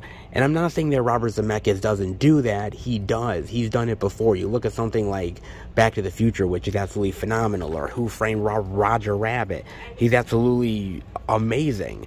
But that was earlier Robert Zemeckis. Later Robert Zemeckis is not really that filmmaker anymore, which is a damn shame. So for me, yeah, I'm just not as much of a fan of this movie. I appreciate certain moments in it, but as far as like it equaling the old school Witches movie, I just don't think it does, man. And I think the time for doing Roald Dahl adaptations is kind of behind us now.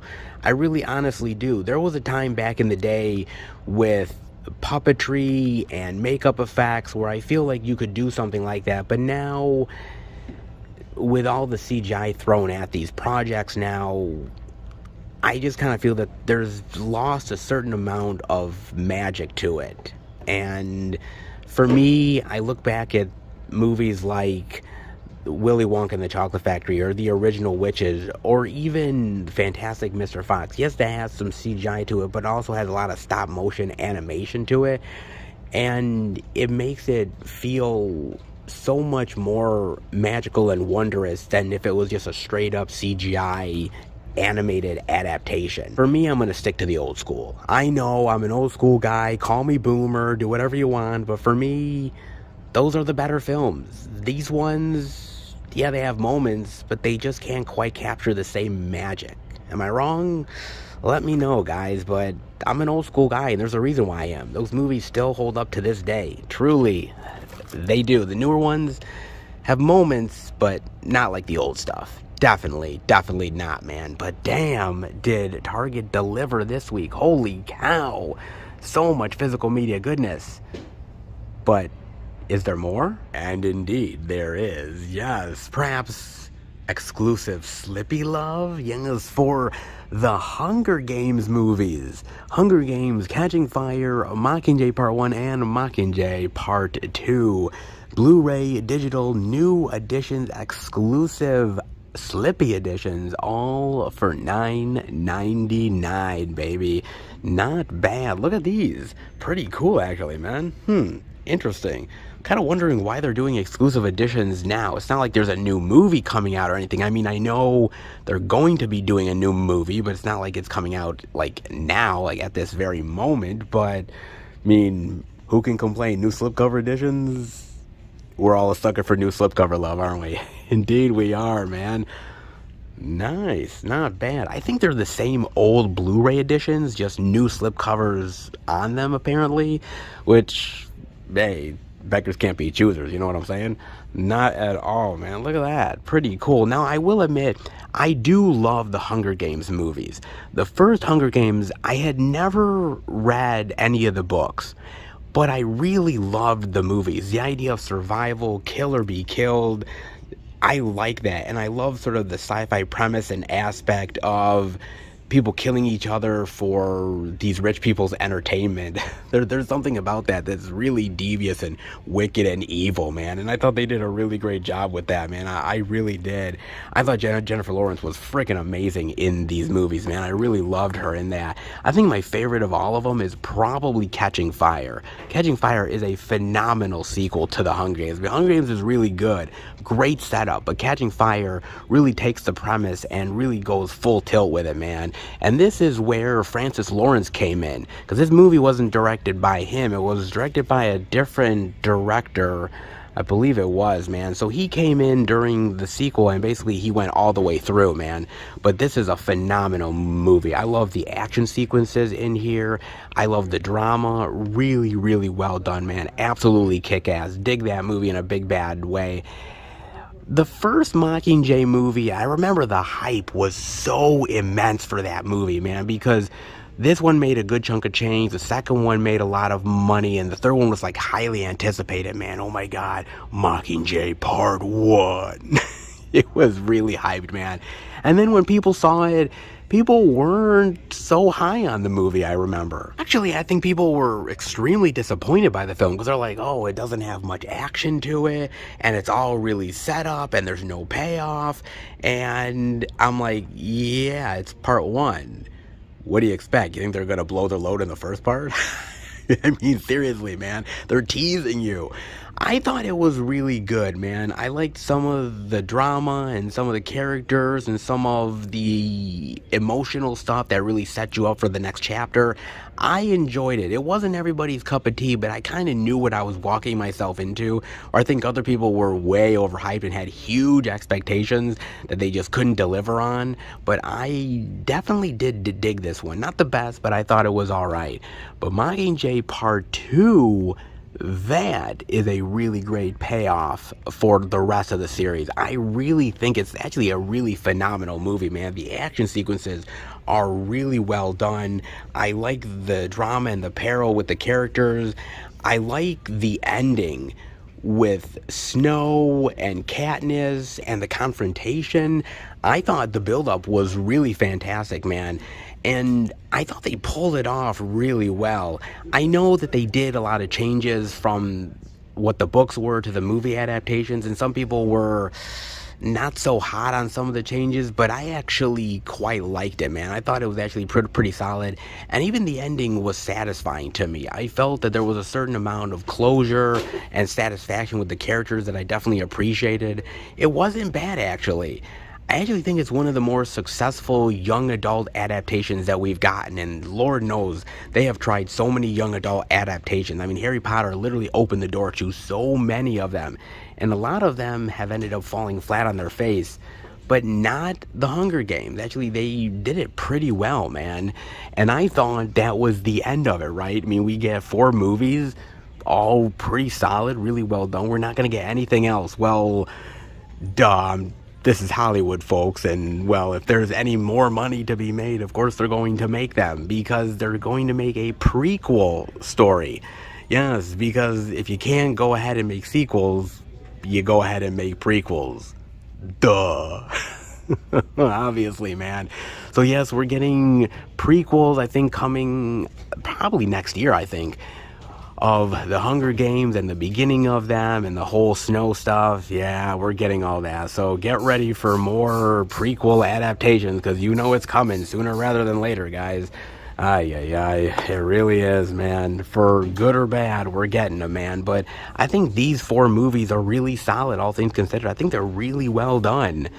Not perfect, but as far as a movie series is concerned, I think it's pretty solid, man. I really honestly do. Not bad.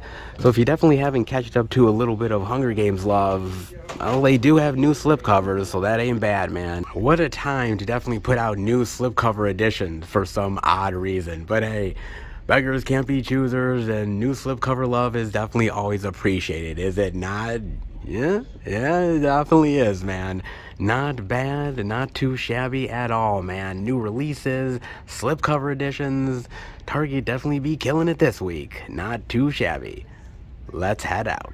Well, the hits just keep on coming now, don't they? Oh my lord, man. Target definitely delivered this week in a big bad way. Oh, indeed they did, man. Damn, physical media is definitely on display this week.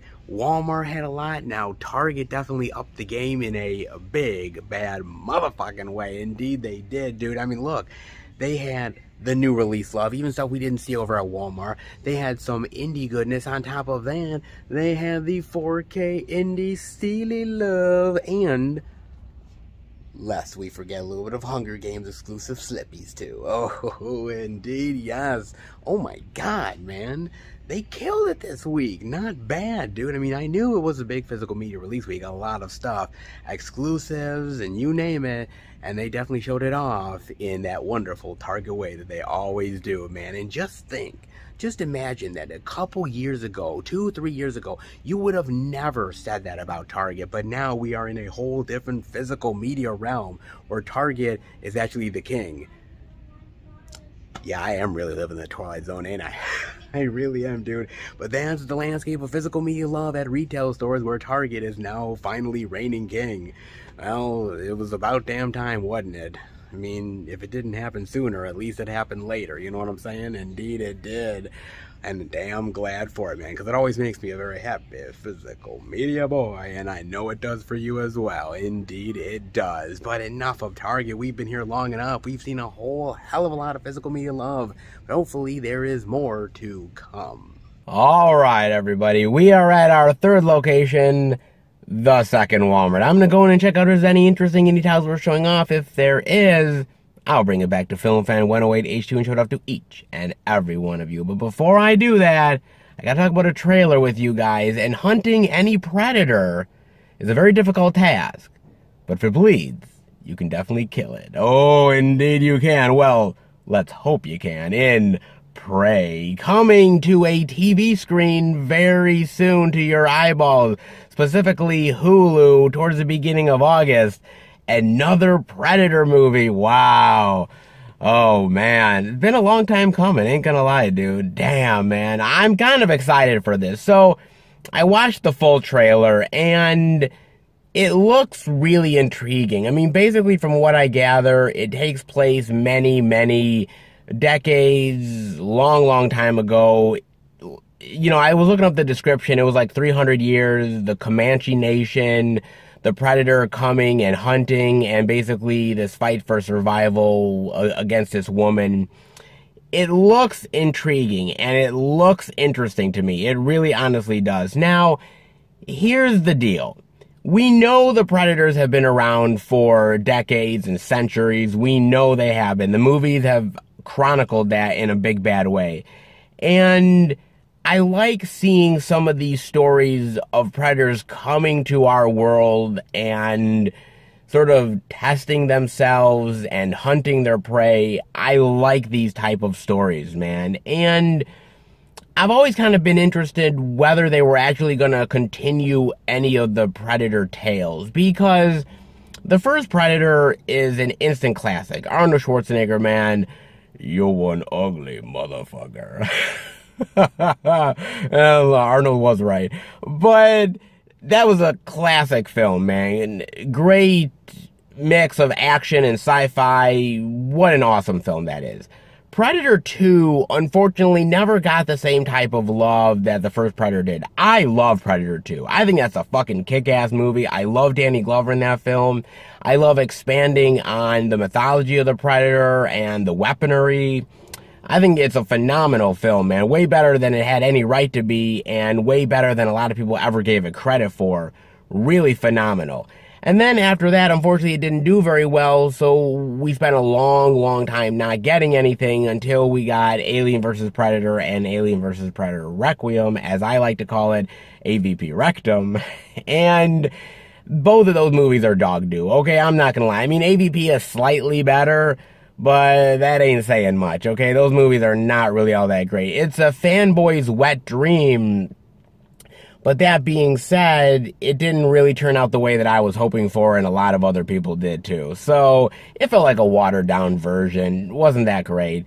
Then we got Predators, and yes, Predators is better, but I'm not really a big fan of Predators. I don't really like what they did with the mythology necessarily, and a lot of the characters in that movie are pretty much limp dick. They get killed really fucking easily. They're supposed to be the best of the best, and basically they get like fucking killed them right off the bat, dude.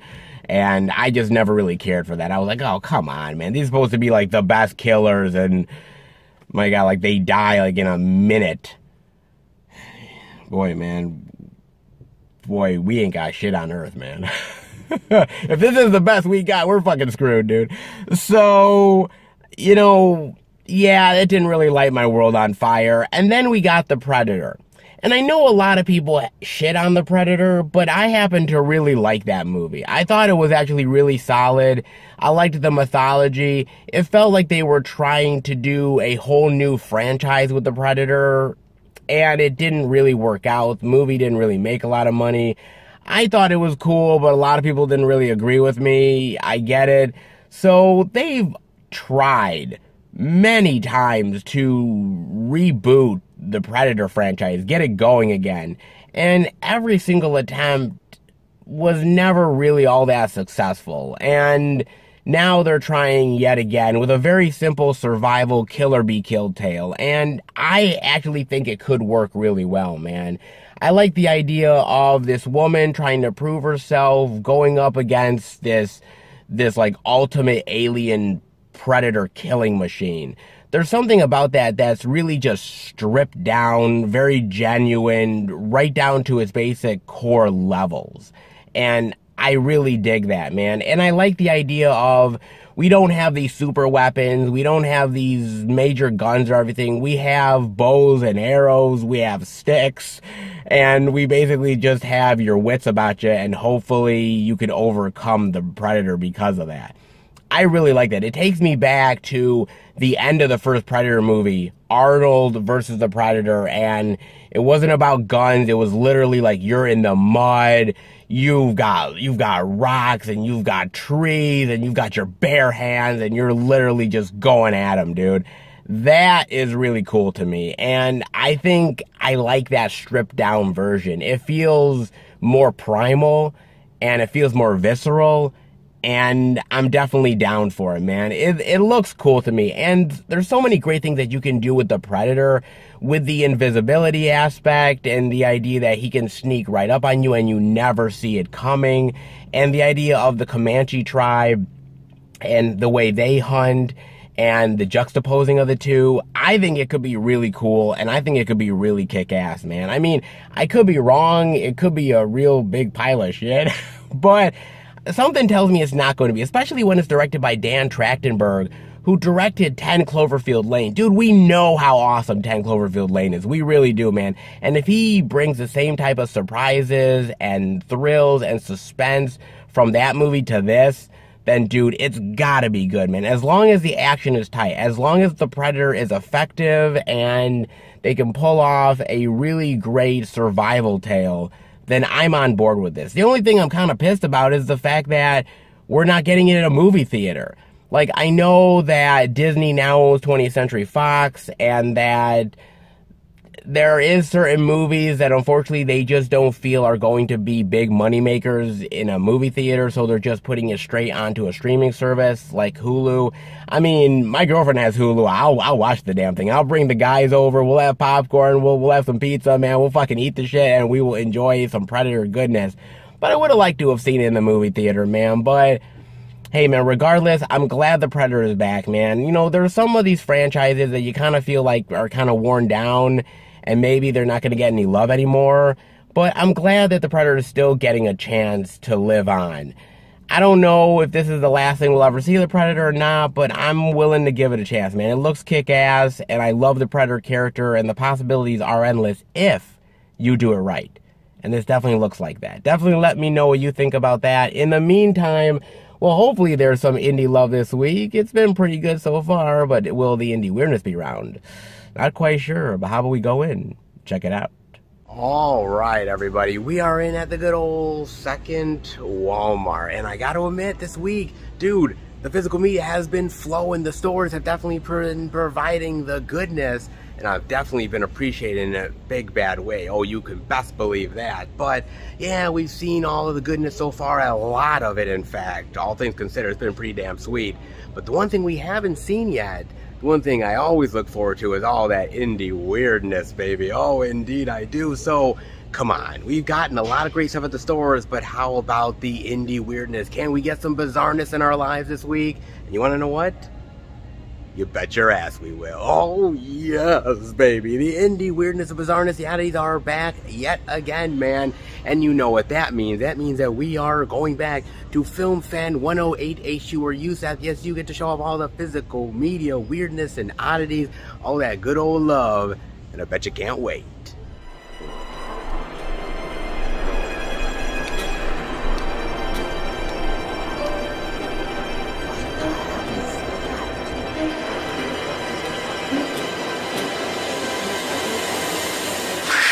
Oh my god! Holy shit! Oh, dude! Oh man! I'm so sorry! Let me take out my dentures for a second. Man, sorry I was so temperamental, but you honestly interrupted my lunch. Your lunch? That's your lunch? Well, yeah. Of course it's my lunch. Oh. I mean, I have to have 3 meals. It is important, right? I know it's important, but why are you feeding on people? Oh, well, that was a long while ago. I mean, a long time back, I was hanging out with the guys, and there was a bat that bit me on the neck. I didn't really think anything of it, to be honest with you, until I started getting these cravings. I was ordering my steaks bloody rare, and then the next thing you know, like, the UPS guy is bringing my Vinegar Syndrome package. I haul him inside, and I'm literally tearing him limb from limb and feeding on his blood. I actually still have some leftovers. I mean, who thought I really liked O negative? Dude, that's just wrong. I mean, isn't there anything you can do? I mean, take a multivitamin or a Cialis, I mean, something? Oh, a Cialis. What a great goddamn idea. I'll be a vampire with a raging hard-on. Well, I don't know. I mean, something, for God's sakes. It's just wrong. I mean, really, you should not be eating people. Look, clearly you're upset. How about I show off the physical media? Will that ease you a bit? Well, if it means you actually stop eating people, at least for a brief amount of time, then yeah, it kind of helps. Just a wee bit. Okay.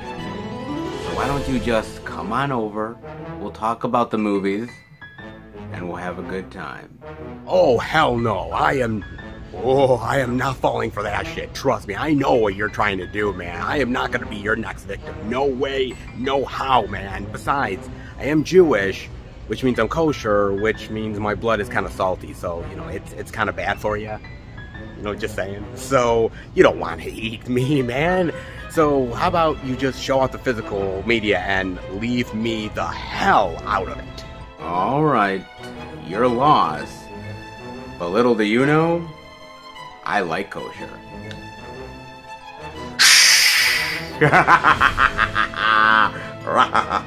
Oh, baby. When you put your dentures in, it's easier to jump on your food, folks. It is. My fangs are still growing, so I need a little assistance from time to time. Oh, indeed I do, and these do just the trick. Oh, indeed they do, guys. I mean, I'm not quite done with my lunch yet, but I'll just put it in the freezer and let it, sit for a while. The meat will still be good, I promise you. Actually, let me take one more bite.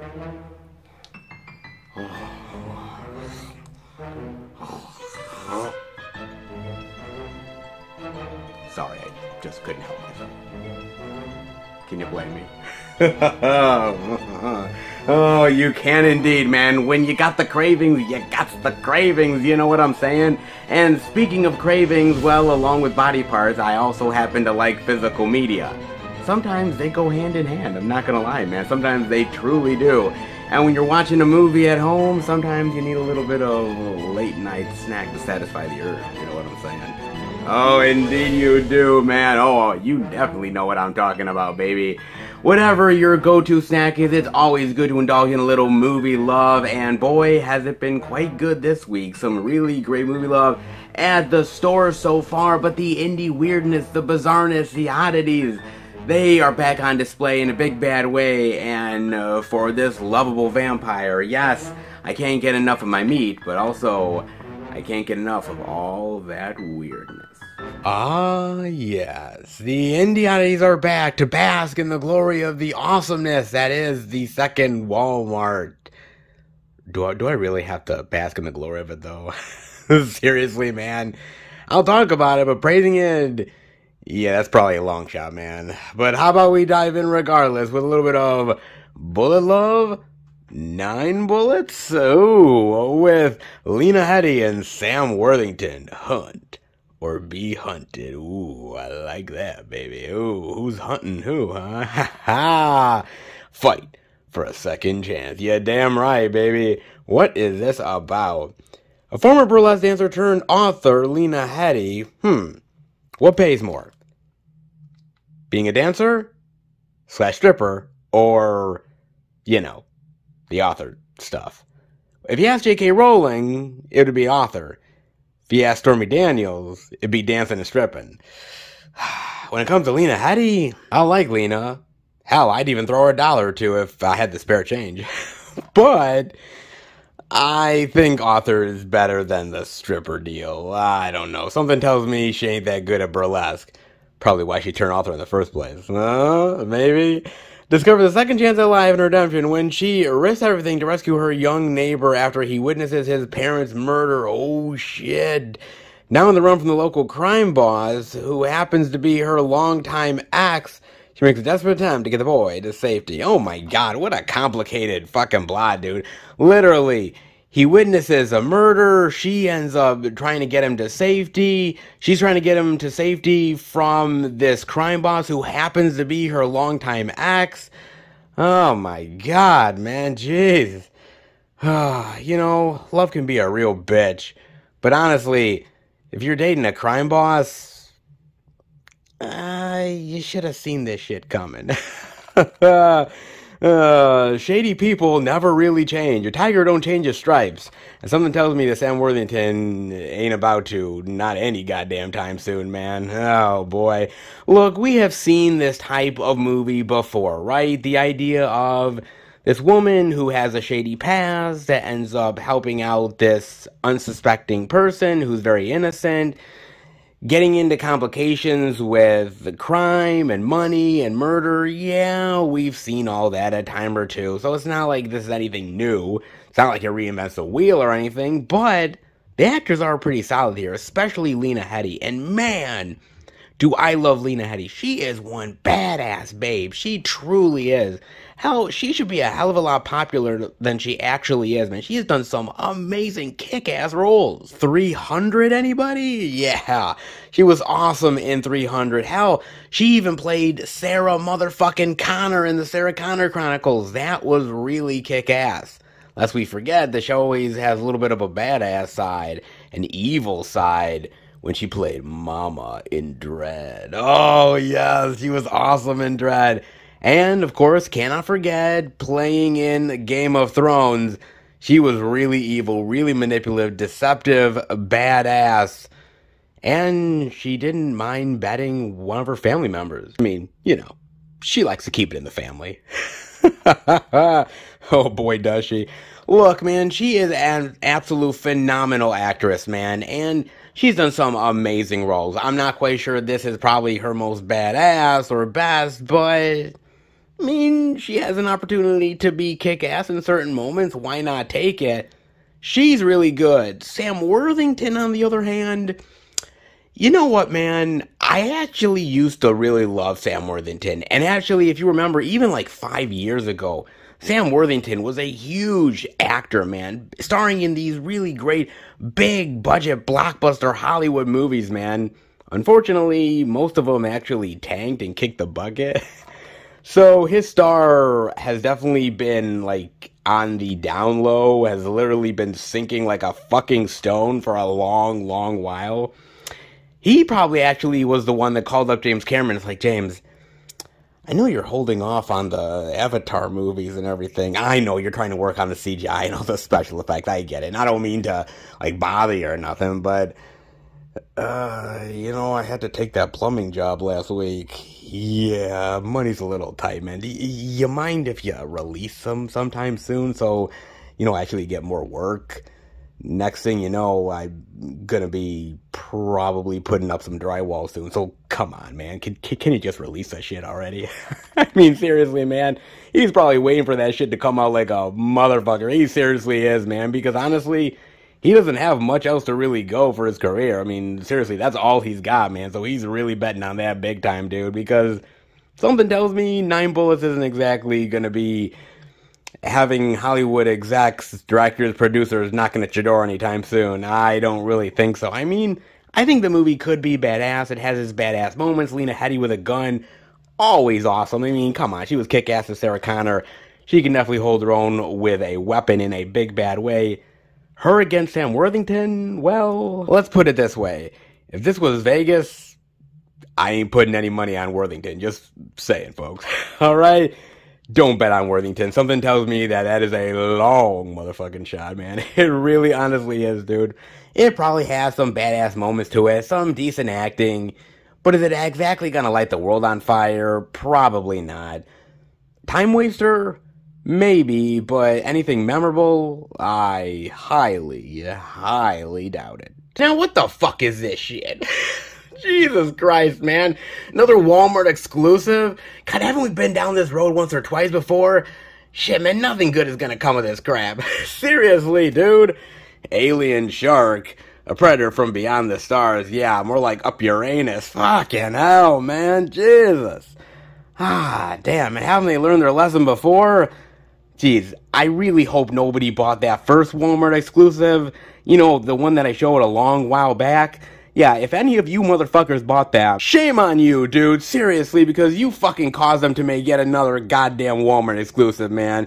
And you know this thing is gonna be a hot piece of shit. Boy, you really honestly do, dude. Oh my god, what's the fucking synopsis on this wonderful piece of cinematic treasure? Right. When Alicia's friends throw a military deployment party on an island, my bad. I mean, why would you do a barbecue or a cookout in someone's backyard? Of course, every deployment party needs to be on an island. Oh, man. You know, I'm starting to think that intelligent life is slowly dying away on planet Earth. And honestly, these type of movies is not giving me any hope to try to argue for that at all. Thanks, alien shark. Oh, man. A meteor crashes into the dunes and a massive alien shark targets the beach. Oh, shit. Dun dun dun dun dun dun dun dun dun dun dun. Frickin' laser beams. Oh, my God. Help me, Lord. Now Alicia must fight back to save them and the planet from this predator beyond the stars. Oh, before she deploys to the military, She's got to make sure that all the humanity is safe from the alien shark and its frickin' laser beams. Oh, good luck, Alicia. You're gonna need it. You and all your dumbass friends on that stupid motherfucking island. You just had to go to that goddamn island, didn't you? You and your stupid fucking friends. Oh, god damn it, man. Seriously. And you're going into the military? Great. The best and the brightest. Oh, Lord. In fact, I gotta give her a lot of credit. Look, she's got a crossbow and a knife attached to her. I mean, doesn't everybody have that when they're trying to get their tan lines? Oh, alright. Oh, my Lord, man. Look, do I have any hope for this goddamn movie? Not a single living fuck, dude. I do not have any hope for this goddamn movie. In fact, if you notice, there is no shots of the shark on the back here whatsoever. Not one single shot. And I know, some of you are like, well, Seth, you know, they're saving the reveal of the shark for the movie so you'd be surprised. Fuck you, man. Fuck you, dude. No, fuck that. You know that it's CGI garbage. You know that it looks like hot trash, dude. Don't give me that. Well, they're waiting for the reveal when you watch the movie. Bullshit. Alright? That's a fucking cop-out if I've ever heard one, man. You know that they are embarrassed by this shit. You know they just had to make a flashy cover so you'd hopefully buy the shit because, you know, who isn't gonna buy Alien Shark, right? I mean, you know, sharks are the big thing. They're in nowadays. Shark Week. Hell, it's a huge fucking deal, man. So, if it came from the stars, even more amazing, right? Dude, if you fall for this shit, if you buy this movie with your hard-earned money, I have lost all respect for you. I have lost all of it. I'm done. We're over. That's it. There's no saving it, baby. I don't give a shit what kind of collection you have. You've got Alien Shark in that bitch? Yeah. We're no longer on speaking terms. We are no longer on speaking terms whatsoever, man. However, look, Alien Shark is actually in good company when it comes to evil aliens coming down to planet Earth from the stars to wreak havoc. Seriously, there's a lot of really great movies out there that have that premise to it. And I guess Alien Shark is joining the ranks of some really, really solid movies. Extra 3, anybody? Okay. Yeah, it's not really a great movie, but I tend to like some of its cheesiness, man. And come on, Andrew Divoff, the Wishmaster himself, literally is in this thing, man. The design of the alien is kind of cool. Ridiculous and cheesy as it may be, I kind of have fun with this, like all things considered. Yeah, I'm a sucker for it. Don't fault me, folks. Alright? It ain't that bad. Yeah, okay, it's pretty bad, though. It ain't that good, but come on. I mean, hello, a little bit of Night Beast love? Oh, yes, look at that creature from beyond the stars, ready to wreak havoc on anybody that comes near it. I love this, man. It is cheapo, it is ridiculous, it is over the top, man, but I love the design of the alien. Literally, they designed this rubber monster that can't even close its mouth. But it is so fun, man, and Cheeseball, what I love is so goddamn much, man. It really is fucking great, dude. All things considered, yeah, it's pretty fun, dude. It really, honestly is very, very cool, man. I definitely dig that. And, of course, I gotta show a lot of love, absolutely a ton of love for my main man, the Predator. Yes, if it bleeds, we can kill it. You're damn right we can, man. Soon the hunt will begin. I love this motherfucking movie, man. It is one of the best examples of a killer alien coming down to Earth, and we have to battle it to survive. I love that, man. And Arnold is fucking badass.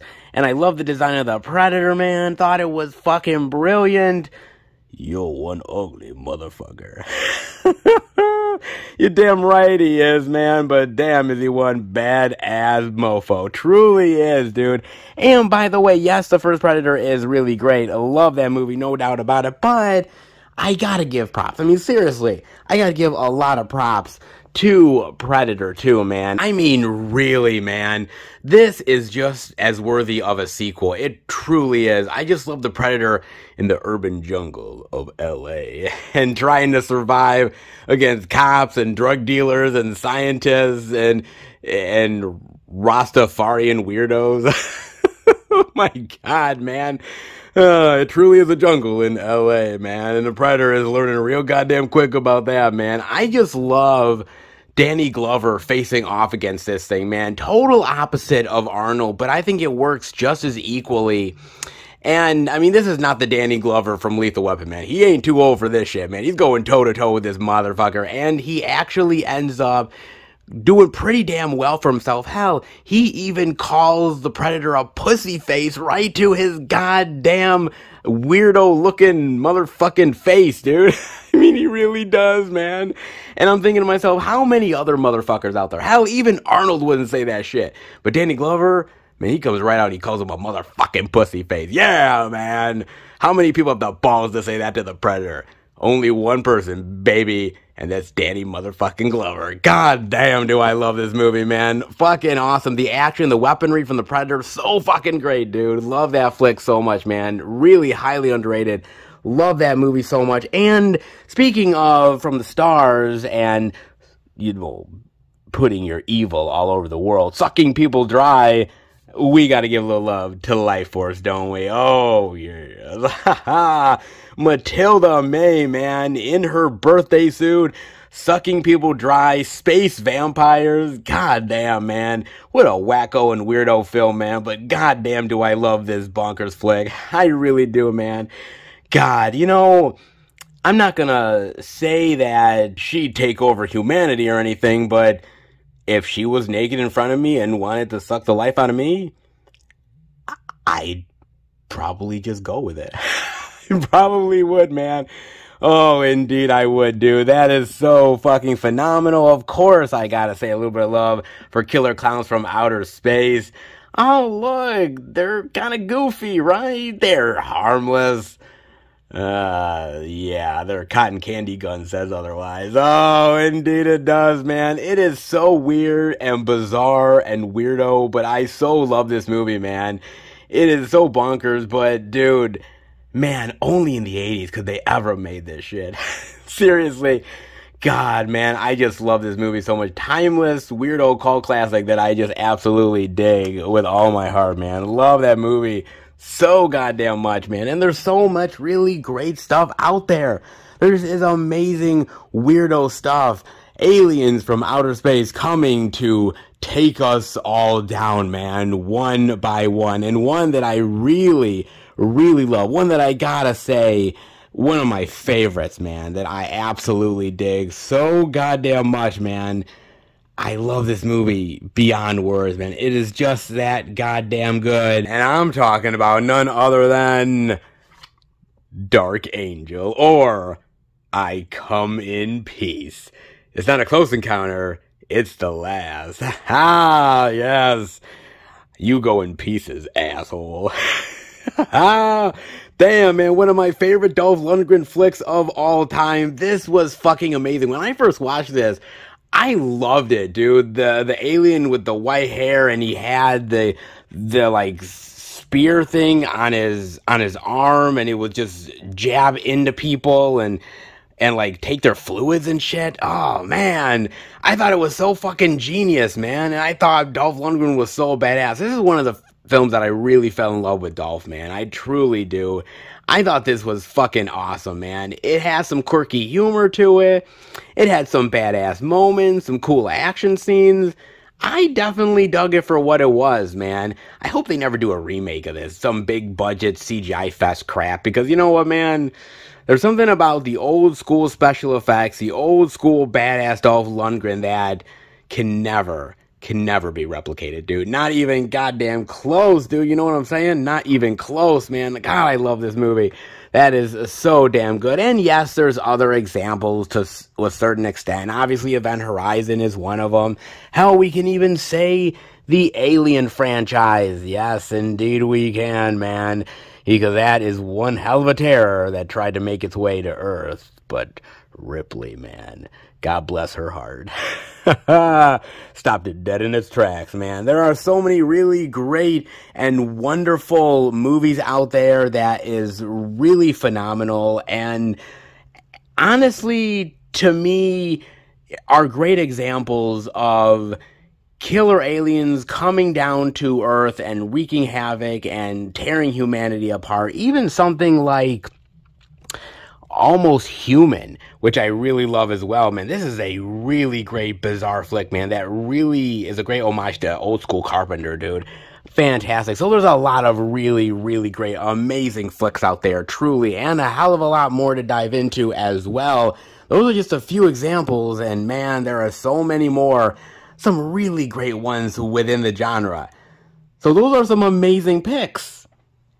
And then there's Alien Shark. Yes, the next one in the long line of cult classics, right? Man, are you fucking serious? Really? Dude, this is not even gonna get close to that, man. Seriously, I don't know, man. This thing looks like a hot turd burger. It really does, man. Oh, God, man. This looks fucking god-awful, dude. They won't even show the shark because they're so goddamn ashamed of it. They really are, man. They're like, jeez, let's hope they get their money first, and then they'll watch the fucking movie. Oh, yes, because once we have their money, there ain't no turning back, baby. There isn't. Oh, man, I would do everything and anything in my power to get my money back. You bet your ass I would for this piece of shit. Oh, man, you know, Dr. Evil wanted sharks with frickin' laser beams on them. Well, he finally got his wish. And he didn't even have to pay a lot of money for it. He just had to wait for a Walmart exclusive to finally get his wish. Yeah. So much for paying all that money. And the end result, was it really worth it, Dr. Evil? Was it really worth it, you poor schmuck son of a bitch? Probably not, man. I'm guessing the acting is really terrible here. The story is non-existent. The shark is a bunch of CGI shitfest that is literally puking onto the screen. And the actual survivor is trying to pretend to be like some badass babe that literally is probably one mundane, sorry sack of shit. I don't know, dude. I don't know. Maybe, hopefully, there's some good kills in here. But that's all I'm really hoping for, because honestly, I ain't expecting much from this piece of work. I really am not, man. But hey, if you didn't like Alien Shark, there is a bonus movie included, Mysterious Island. Great, because if you didn't like one, maybe the other might suit your needs, but I highly doubt it. Wow, 2 for the price of 1. Damn, Walmart certainly gives you a bargain on all the turd burger love, don't they? Oh, fuck they do, man. Oh, yay for more Walmart exclusives. Just what I need in my life. Just when you thought it was safe to go in the water. Just when you thought it was safe to go on the toilet or on land. Now you have to worry about the skies, because you never know when sharks will land and devour poor, sad sacks of shit on a deserted island. Well, good news is that we're getting rid of the dumb ones. Can't say we're doing it fast enough, but let's hope Alien Shark takes as many as it possibly can. That's the only good goddamn thing I'm hoping for. You better hope to God that you have no secrets, because if you get trapped in a bathroom with your family, dude, all that dirty laundry is gonna come pouring out like a motherfucker. And we need to do something. Oh, boy, do we. Oh, man. Sarah McCormick, Vanessa Shaw, and Pat Healy, baby. Oh, yes. Now, I got a chance to watch this on Amazon Prime, and I had no idea what I was walking myself into. Seriously, I did not know. It's based off of a book. I never read the book. So all I know is what I was walking myself into with the movie, and basically what this movie is about is there's this storm that's happening. This family ends up going into their bathroom and basically sheltering there while the storm is happening. And once it's over, or seemingly might be over, they try to get out of the bathroom and they can't. They're literally locked in because there's like a tree or something that's blocking the way that literally came crashing through. So they have no means of getting out. They're starving, they're running out of water, and they are getting irritable like a mofo, dude. And tensions are running hot, like really, really high, man. And the horror, it's starting to creep up in a big bad way. Oh, indeed it is, man. Oh boy, is it, dude. Now, look, I'm gonna be honest, man. I walked into this movie, as I said, not really knowing what I was going to be expecting here. I knew maybe it was going to be sort of claustrophobic horror, but outside of that, that's all I really knew. And it ends up being something a hell of a lot more, man. And honestly, something that I'm still trying to figure out to this fucking day, man. I'm dead serious, dude. I hope you know what the fuck happened, because I sure as shit didn't. I mean, truly, dude. Basically, it's like a pressure cooker of a film. This family that's having tensions already, secrets that are bubbling up to the surface, and the idea that it all comes to a head while they're trying to survive in this bathroom. And I like the idea of basically all of these family members are keeping secrets one way or another. The wife has her own secrets. The husband is one irritable asshole. My God, dude.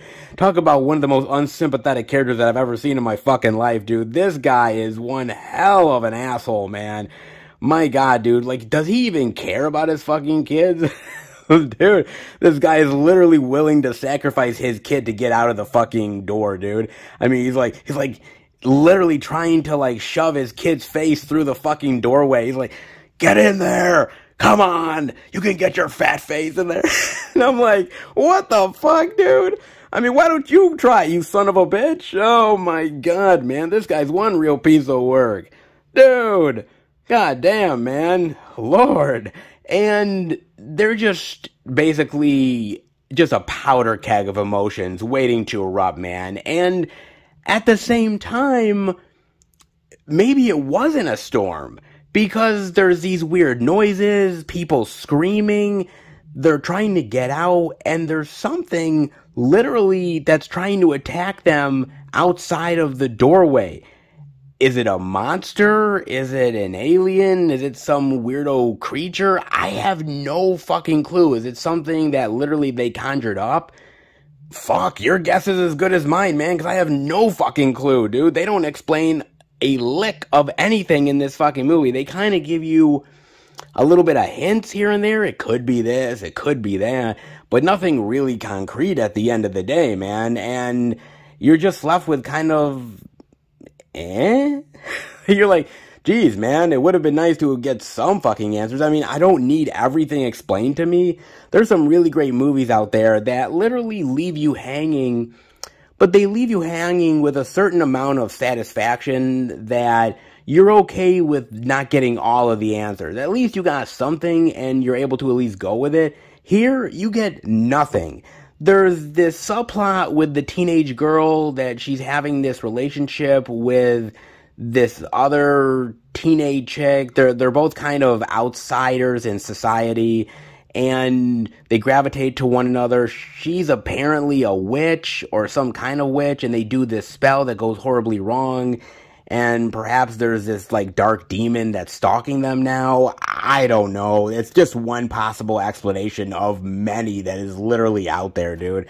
I don't know what the fuck is going on in this goddamn thing. I mean, I will say this. The horror is really great here. I mean, there are some really great blood and guts and gory scenes in here where you're like, oh shit, damn man, they did that. You're like, oh shit. And trust me, they do not have any fucks about killing kids or anyone innocent, man. They will go for it in a big bad way. They do not give a damn, dude. And there's something about that I appreciate. I mean, this movie goes to some really dark and intense places that I really appreciated. But at the end of the day, I was just kind of left wanting more. I was a little baffled, and I just felt like it didn't really end in any satisfying way. You know that at the end of the movie, when they kind of open up the door, something happens. Like, literally, it's this hard cut where, like, you hear this growling, like, "Rah!" And then it's like, "Grrr!" It's like, okay, credits roll. What the fuck was that? Seriously? You don't get to see anything. I mean, you really honestly don't. An arm, a leg, yeah, half a face. I mean, nothing, man. You're literally left trying to pick up the pieces where even the characters in this movie don't even know what the fuck is going on. You're like, damn, man. Nobody knows what's going on. The characters in the fucking movie and even the audience, man. Shit. Who actually does know what the fuck is going on in this thing? Damn, man. Apparently no one knows. That's a fucking shame. I mean, seriously, the movie kind of feels empty at the end of the day. It really honestly does. I kind of felt like my time was wasted. It reminded me of when I watched John in the Hole, right? Like, that movie has some intriguing moments, some dark and disturbing things with characters, but at the end of the day, what the fuck was the point of the movie? What really happened? Nobody explains shit in that goddamn thing, and you're just really left to, like, come up with your own conclusion because the movie doesn't give you jack shit. And it's the same thing with this, man. I mean, it's an intriguing story. It reminded me a lot of The Mist at moments. The problem is that The Mist is actually really intriguing. And yes, it has the claustrophobia aspect, but it actually goes out of its way to explain shit.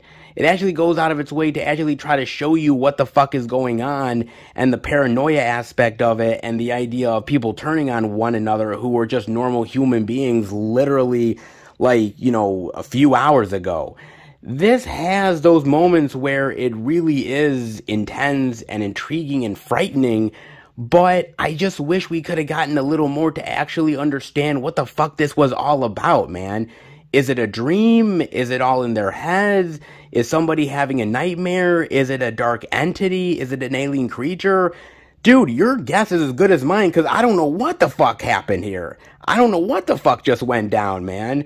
And I've literally watched YouTube videos where people try to go out of their way to explain the ending to this. Well, you know, the teenage girl, and there's a dark demonic entity, and it could be that, or, you know, an alien creature, or it could be their psyches, and they don't even know what the fuck is going on in this goddamn thing. They're even trying to reach, man. They're like, it could be this, or it could be that. I'm like, oh my god, man, you don't even have any fucking definitive answers, man. Nobody does. I mean, shit. You know what I mean, man? I mean, the acting is good. Pat Healy plays really great scumbag of a father, man.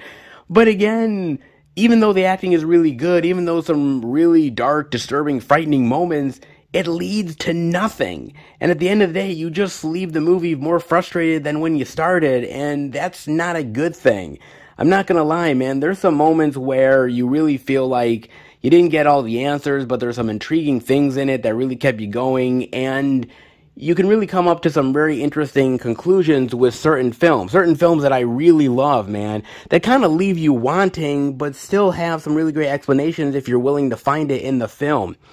A movie like Annihilation really is one of those films, man, where they don't go out of their way to explain everything with the alien creatures and their intentions.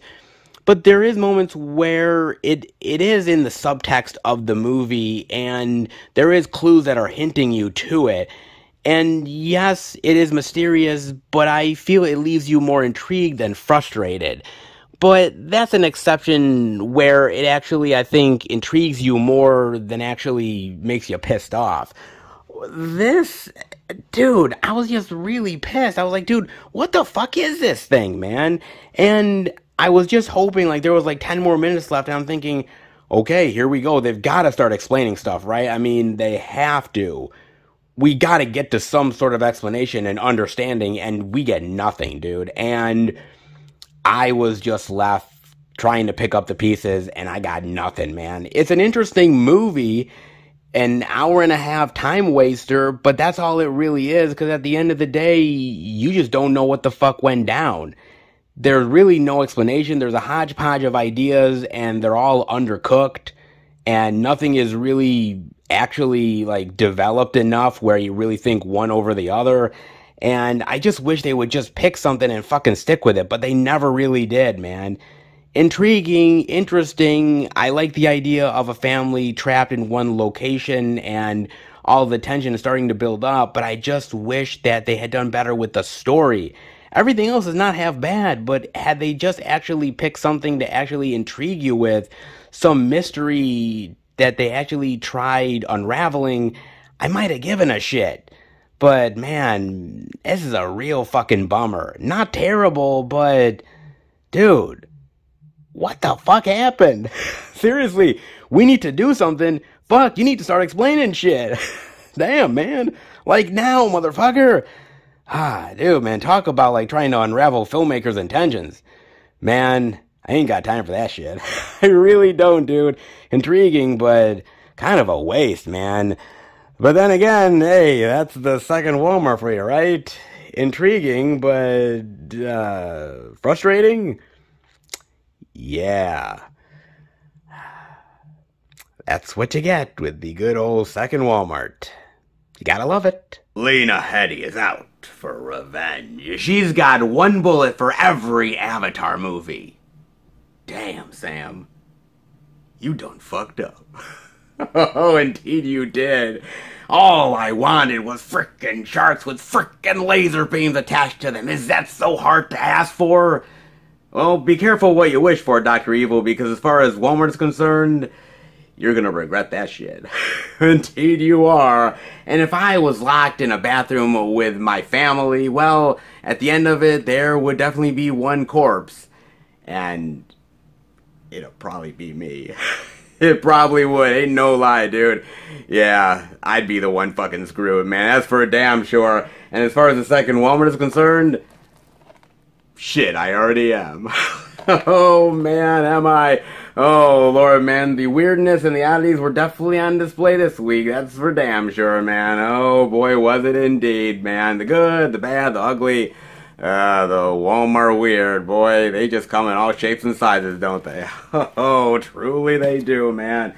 What a wild and very intriguing ride, dare I say. But enough about the Walmart weirdness and the oddities. I love them, but I've had my fill this week. I don't know about you, but I definitely have, man. But there is more physical media to check out. There's got to be. There's always more physical media love to give a look to. So how about we go search and add one more location? But before we do that, yeah, I've got a hunger still. Excuse me, guys.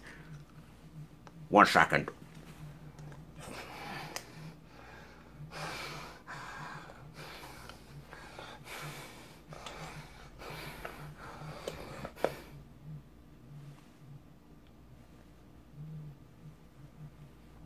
I just can't get enough of the UCS guy.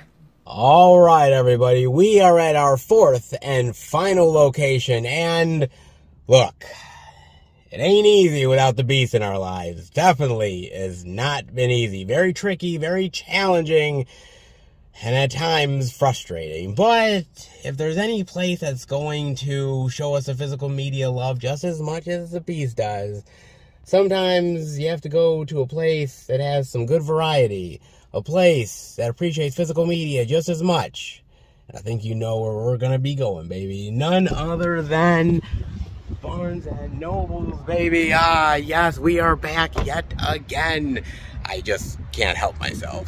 I can't indeed. Last time was so much wonderful physical media love, and I'm wondering, do they have the new release goodies? Do they have stuff worth showing off yet again? I figure, can lightning strike twice?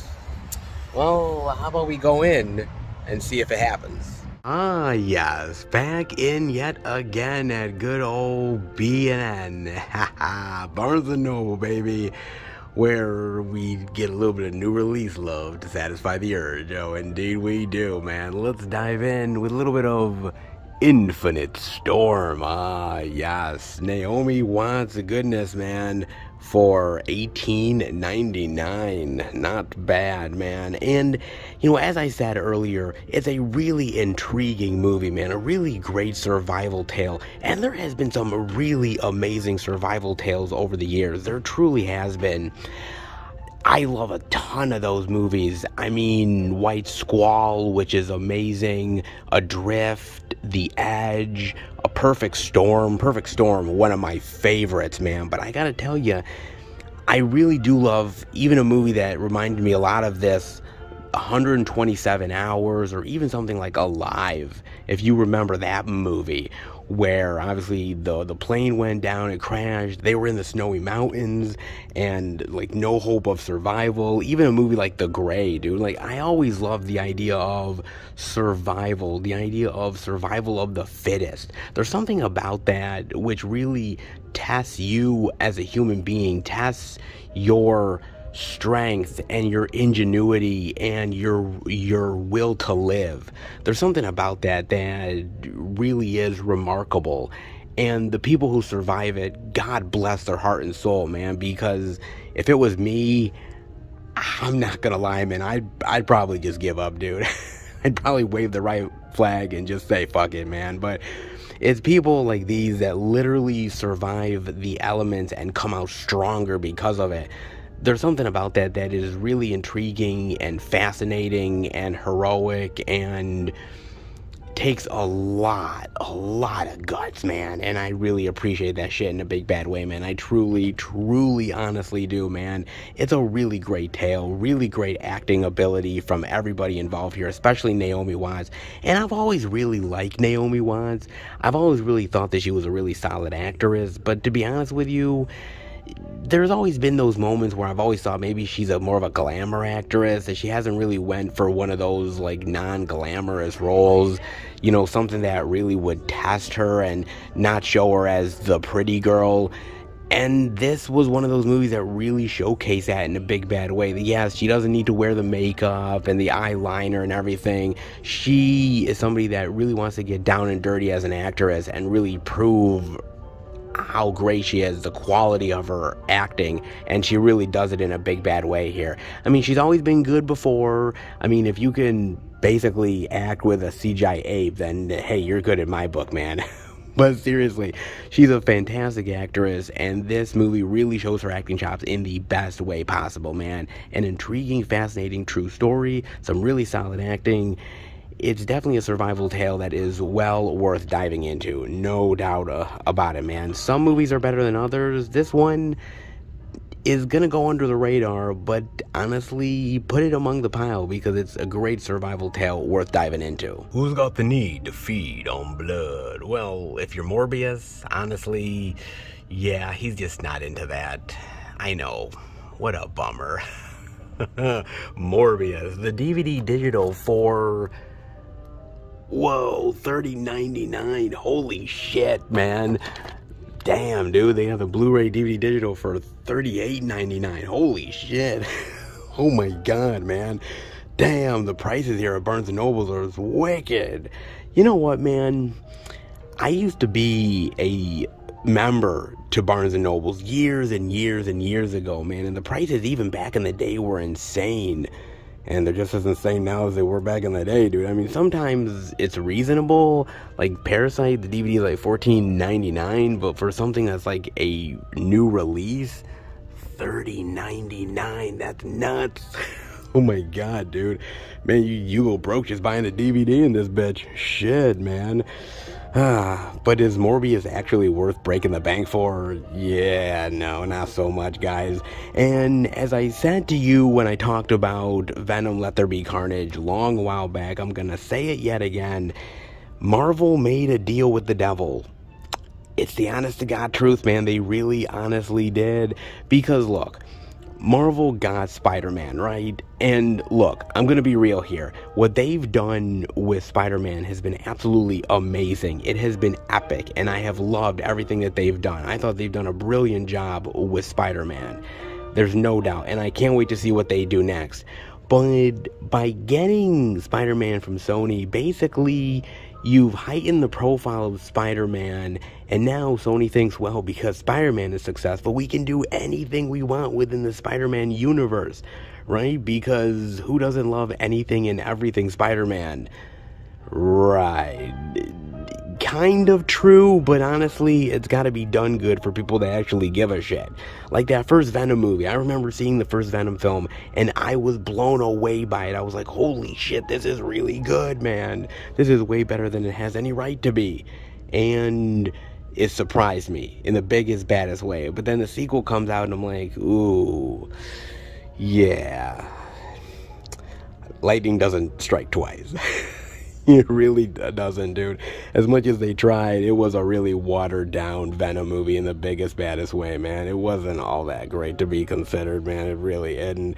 And now they're doing Morbius, and Morbius isn't quite as good. They're supposed to be doing Madame Web, and they're supposed to be doing Kraven the Hunter, and those sound like really great projects. There's some really great actors and actresses that are involved in those things. But I'm really nervous because trying to do these spin-offs within the Spider-Man universe, I just don't think they're really good at them. And unfortunately, they're really trying to push them onto Marvel in a big bad way. I mean, the whole stuff in this movie with the Vulture and how he goes to the other universe and how he knows who Spider-Man is and he wants to team up with Morbius and everything, and I'm like, oh man, you're trying for the Sinister Six, aren't you? Yeah, I see it. Don't you fucking deny it, motherfucker. Don't you do it. Oh man, they're trying for something. This big, epic superhero team-up movie or whatever the fuck it's gonna be. I don't know, man. It just feels like they're forcing this thing down our throat in a big bad way, and man, I can only take so much of it. I really can, man. I don't know. I mean, it's great that a character is so popular like Spider-Man, but you'd have to treat it with kid gloves. Unfortunately, not everything in the Spider-Man world is going to be successful. Morbius is one of those examples where you take a lesser known and less interesting Spider-Man villain and try to up his profile, but not doing it in a way that's really satisfying or intriguing or even entertaining for that matter. It's just not really all that good, man. And unfortunately, I kind of feel like Sony just doesn't give a shit, man.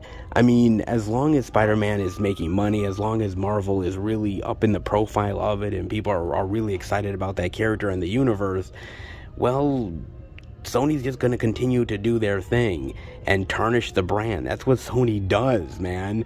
I mean, that's how we got Spider-Man into the MCU in the first place, was because of Sony's fuck-up. So, here we go yet again. I don't know, man.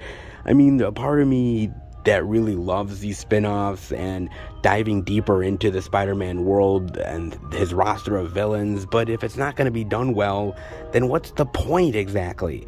What's the point of all this? I just don't know, guys. I mean, there's a part of me that really likes it, but there's another part of me that's really hesitant and just wants it to kind of end, dude. Look, I appreciate the effort from Sony, I really do, but just knock it the fuck off, man, please, before it gets any worse. And you know, come on, guys, you know it's gonna get far worse before it ever gets better, alright?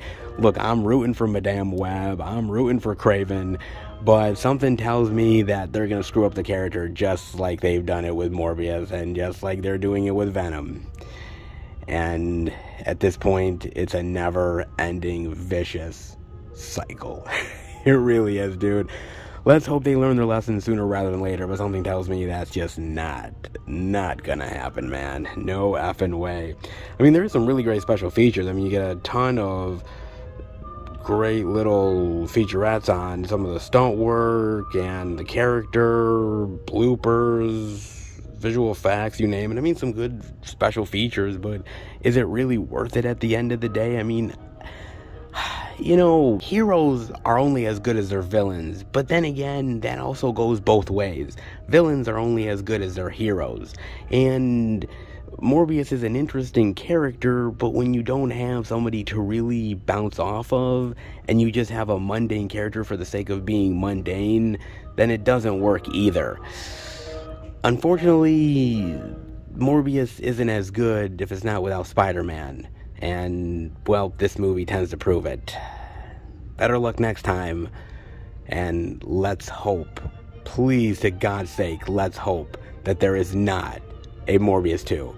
Because I do not need Morbin time in my goddamn life. You know, I don't feel so bad if I ever become a father. Because if Kevin Hart can do it, dude, I got this in the bag. In fatherhood. The Blu-ray digital for $34.99. I like this movie, but damn, it ain't worth that price. Holy shit, man. And look, I gotta talk about Kevin Hart. I really honestly do, man, because I've never really thought Kevin Hart was as funny as everybody said he was. Everybody's like, oh man, Kevin Hart is hilarious. And I'm like, really? I was looking at his stand-up, some of his movies, and I'm like, dude, he's not as good as Chris Rock. He's not as good as Eddie Murphy. He's definitely not as good as Richard Pryor. I mean, he's lesser in a lot of ways. I mean, it kind of seems like he's aping off of some of the better performers from back in the day. There is moments where he is really good, but for me, it is kind of few and far between. I mean, for the longest time, when your claim to fame was starring in Soul Plane, that ain't good, man. I'd rather be part of the Mile High Club than be part of Soul Plane. Just saying, man. I really honestly would, dude. But I've never really been a fan of much of the comedies that he's done. Ride-along movies, and it's alright. I mean, he's been a side player in some movies that I've enjoyed, like Grudge Match, but, you know, he wasn't exactly spectacular. Didn't light the world on fire in those movies either.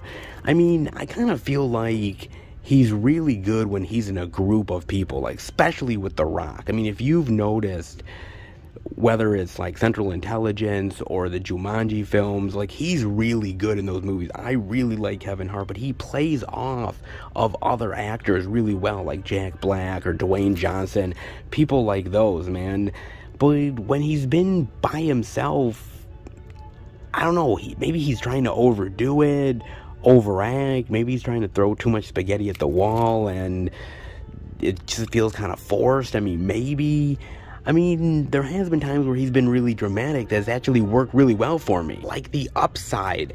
I really love The Upside, man. The Upside is really absolutely fantastic, man. He does an amazing job in that movie. But when he does a really great job in that, then he does like 2 steps back, doing garbage like Get Hard or Night School or something.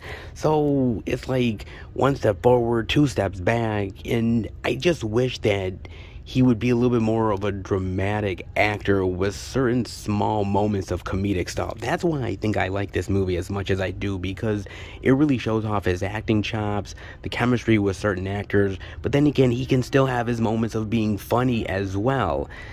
Not every comedic actor pulls off the dramatic work really well. Some do it better than others. Robin Williams did it really solid. I like to think Jim Carrey does it pretty decently overall as well. And I think Kevin Hart can do it too. I think he's just got to trust himself as an actor more. And I think movies like Fatherhood and The Upside definitely prove that. But, you know, he's known for being the funny guy, so it's not like he's going to abandon that anytime soon. It is a really worthy movie, and it really shows off how great and how charming and how really dramatic Kevin Hart can be when he really tries. But that's not always the case, guys. Just saying. Not even close, man. Not a bad little movie. Definitely worth diving into. Kevin Hart is not my favorite comedic actor. Not even close. Not by a long ass mile. But every so often, the guy surprises me. And this time around, he did just that. Oh, I've got the need for LA traffic in ambulance. The Blu-ray DVD digital for a whopping $35, guys, for all that Bayham goodness. Oh, indeed, man. And look, give Michael Bay a lot of credit, because he is trying. He is trying like a motherfucker to do some of the best car chase scenes of all time. However, yeah, I don't know if he's really pulling it off, man. I mean, there has been some amazing car chase scenes over the course of movie history. Many indeed, man. Whether we're talking about the more comedic, like Blues Brothers, the more classic, like Bullet, The French Connection, Ronin. Oh my god, dude, Ronin has one of the best car chase scenes of all time. I love that scene, dude. Amazing. Even modern day stuff has some really amazing car chase stuff in it. I mean, you gotta give it up regardless of what you think of the Fast and the Furious movies, because they do have some amazing car chase sequences in there. They truly, honestly do. Even some of the Mission Impossible movies have done some amazing car action scenes from time to time. I mean, you also gotta talk talk about Mad Max Fury Road. Holy shit, dude. That has to be in the conversation. Has to be. No doubt about it. I mean, even look at something like Gone in 60 Seconds with Nicolas Cage. I love that movie. And the car chase scenes are absolutely brilliant in that. Last we forget Drive with Ryan Gosling, Baby Driver, Quentin Tarantino's Death Proof, which has some amazing sequences in there. Driving action sequences, real live stunts. That was crazy and insane. Movie, not so much, but some of those action scenes, especially on the hood of the car, absolutely phenomenal, man. I mean, even the Bourne films have some really great, amazing car chase scenes. The new Bond stuff really does as well. But sometimes I like the old school stuff just as much. I mean, look, Cannonball Run. I love Cannonball Run. Or even Crazy Mary, Dirty Larry. I love that movie, man. That is some great shit, dude. That is really great, dude. Peter Fonda back in the day, man. I love that stuff. There's been some amazing car chase stuff from way back in the day. Hell, even stuff like Duel. Man, Duel is amazing. So there has been some old school stuff which has been phenomenal, and new school stuff as well. And hell, even Michael Bay has directed some amazing car chase scenes. Bad Boys 2, which I love. The stuff in The Rock, which is absolutely phenomenal. So he definitely has. But what you need to make a really exciting car chase movie, yes, you need the great stunts, but you also need a really great story and intriguing characters and be invested in the story for you to actually give a shit. And that's what I've been saying this whole entire time about this movie. It's got all the bayham, it's got all the craziness to it, and all the ridiculous stunts. It's got that, but it just doesn't have a story that you really connect to and characters that you give a shit about. And at the end of the day, when that happens, even if you see some of the most craziest stunts of all time, it just doesn't work, man. And this is one of those times where the story really let Michael Bay down, man. It's not that Michael Bay let himself down as far as action is concerned. It's just the story and the characters that didn't do him any favors. And that's really the problem. This is not going to be a movie that you're going to remember from Michael Bay's filmography. You're just not going to do it, man. And even if the action sequences are phenomenal, they're just not as good as some of the other stuff because, again, you have to care about the situations, and you just don't do it in this film. It's got moments where it really shines, but few and far between. Honestly, Michael, you're really great at the action, but get better at the story, because that is what really makes the action as phenomenal as it truly does. Just saying, guys. I mean, you get a lot of really great special features, a tribute to first responders, Finding Ambulance, Bayham, Battle to the Metal. I mean, you get some really great special features here, some really good, solid featurettes. But again, if you are a Michael Bay connoisseur, if you are a Michael Bay fanboy, then this is definitely worth getting because you get all the Michael Bay craziness and you can't resist it. But honestly, even really great directors like Michael Bay falter every once in a while, and this is definitely one of them. Shame, because I love him, but not every movie can definitely be a winner, especially for Michael Bay. Man, the world would be really depressing without Larry David. Let me tell you something, man. In the complete 11th season of Curb Your Enthusiasm. Oh, wow, man. God, he's still going strong, isn't he? Damn, man. God bless his heart and soul, really, dude. You know, back in the day, I used to have HBO. Well, I should say my parents used to have HBO, and I used to watch Curb Your Enthusiasm. I think I watched like the first 3-4 seasons of the show before we had gotten rid of HBO, and I loved it. I thought it was such a really clever show with clever dialogue, quirky characters, hilarious situations. I've always loved it, man. I really did. I've never kept up with it, unfortunately. I am really, really behind in a big bad way. I truly am, man. So it's gonna take me forever to catch up to this, but I've always really appreciated it. I've always really thought it was funny and entertaining and incredibly hilarious, man. I really have. Unfortunately, it's gonna take me a while to actually, remember what the hell I watched because it's been so goddamn long, but actually catch up with it. But I've heard nothing but good things, and actually people really still love this show to this day, man. A lot of people said it hasn't really lost much steam. It's still just as good as it was in the early seasons. I don't know how true that is, but I'd like to believe it because Larry David is a funny as hell comedian, writer, actor. He is great. I mean, this is the same guy that created and wrote Seinfeld, man.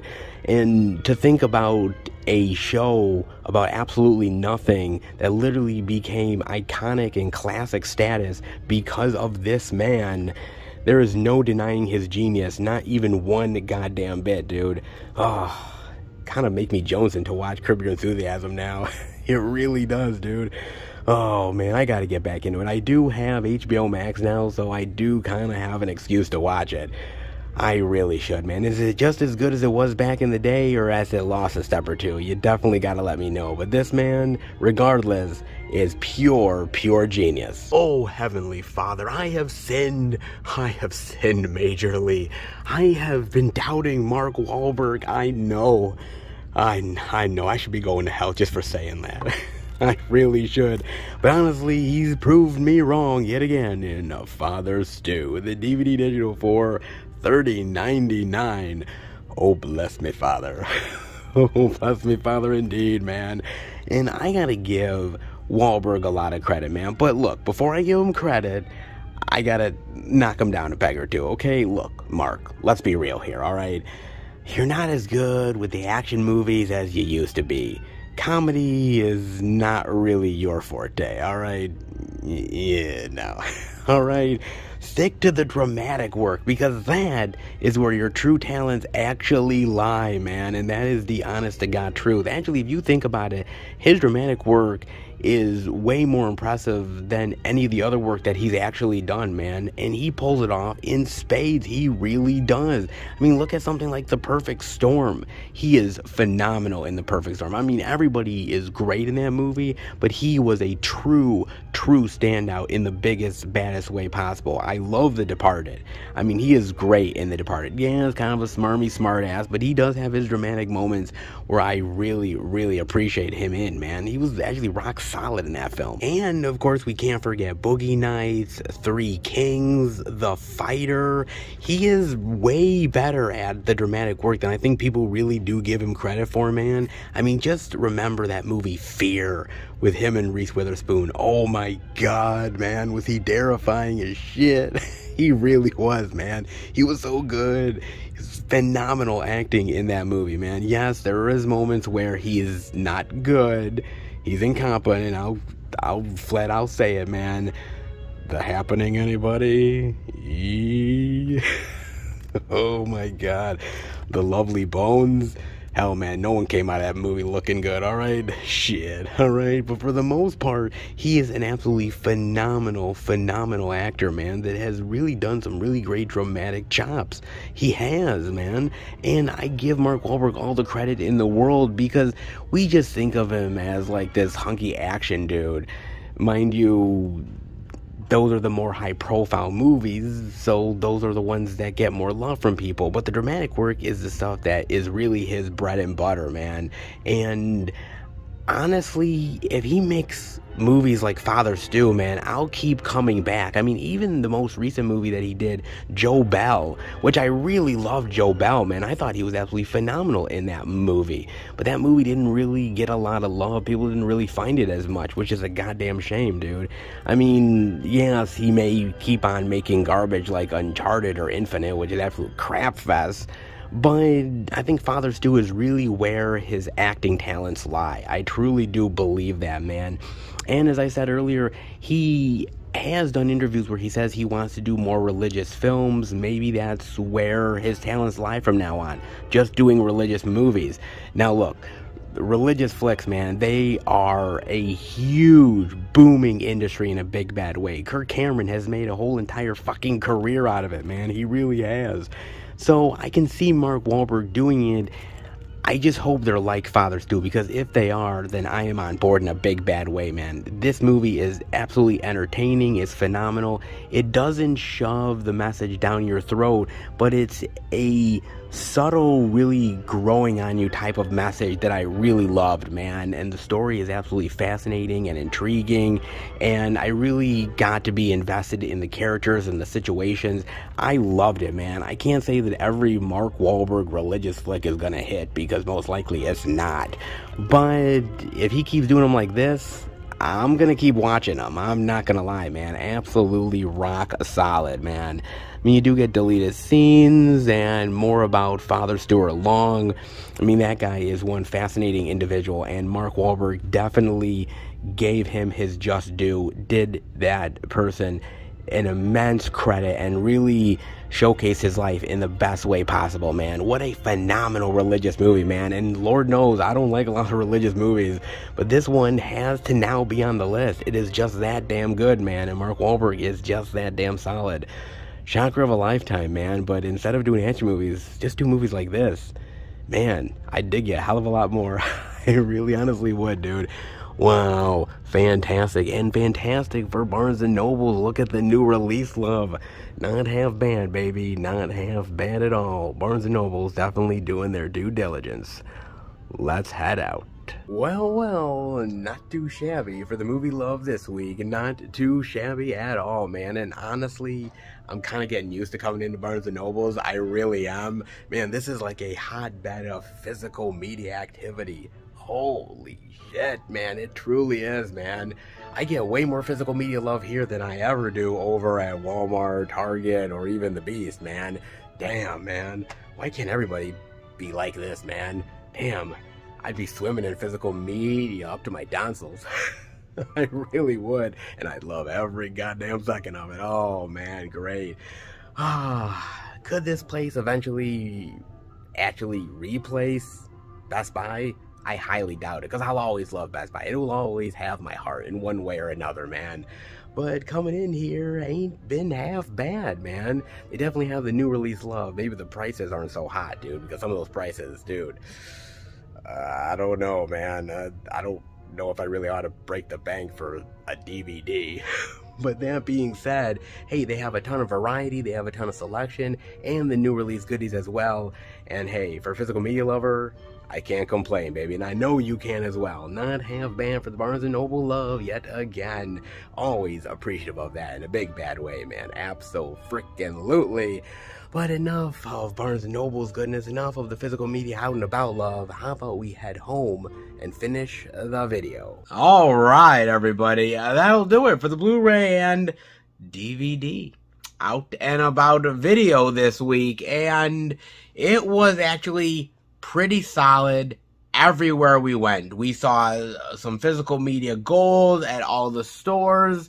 Some maybe a little bit more than others, but hey, man, the new release love was on point this week, and I definitely appreciated that, man. I can't say it happens every week, but I'll take it this week. That's for damn sure, man. I absolutely will, man. And the second week going to Barnes & Noble's.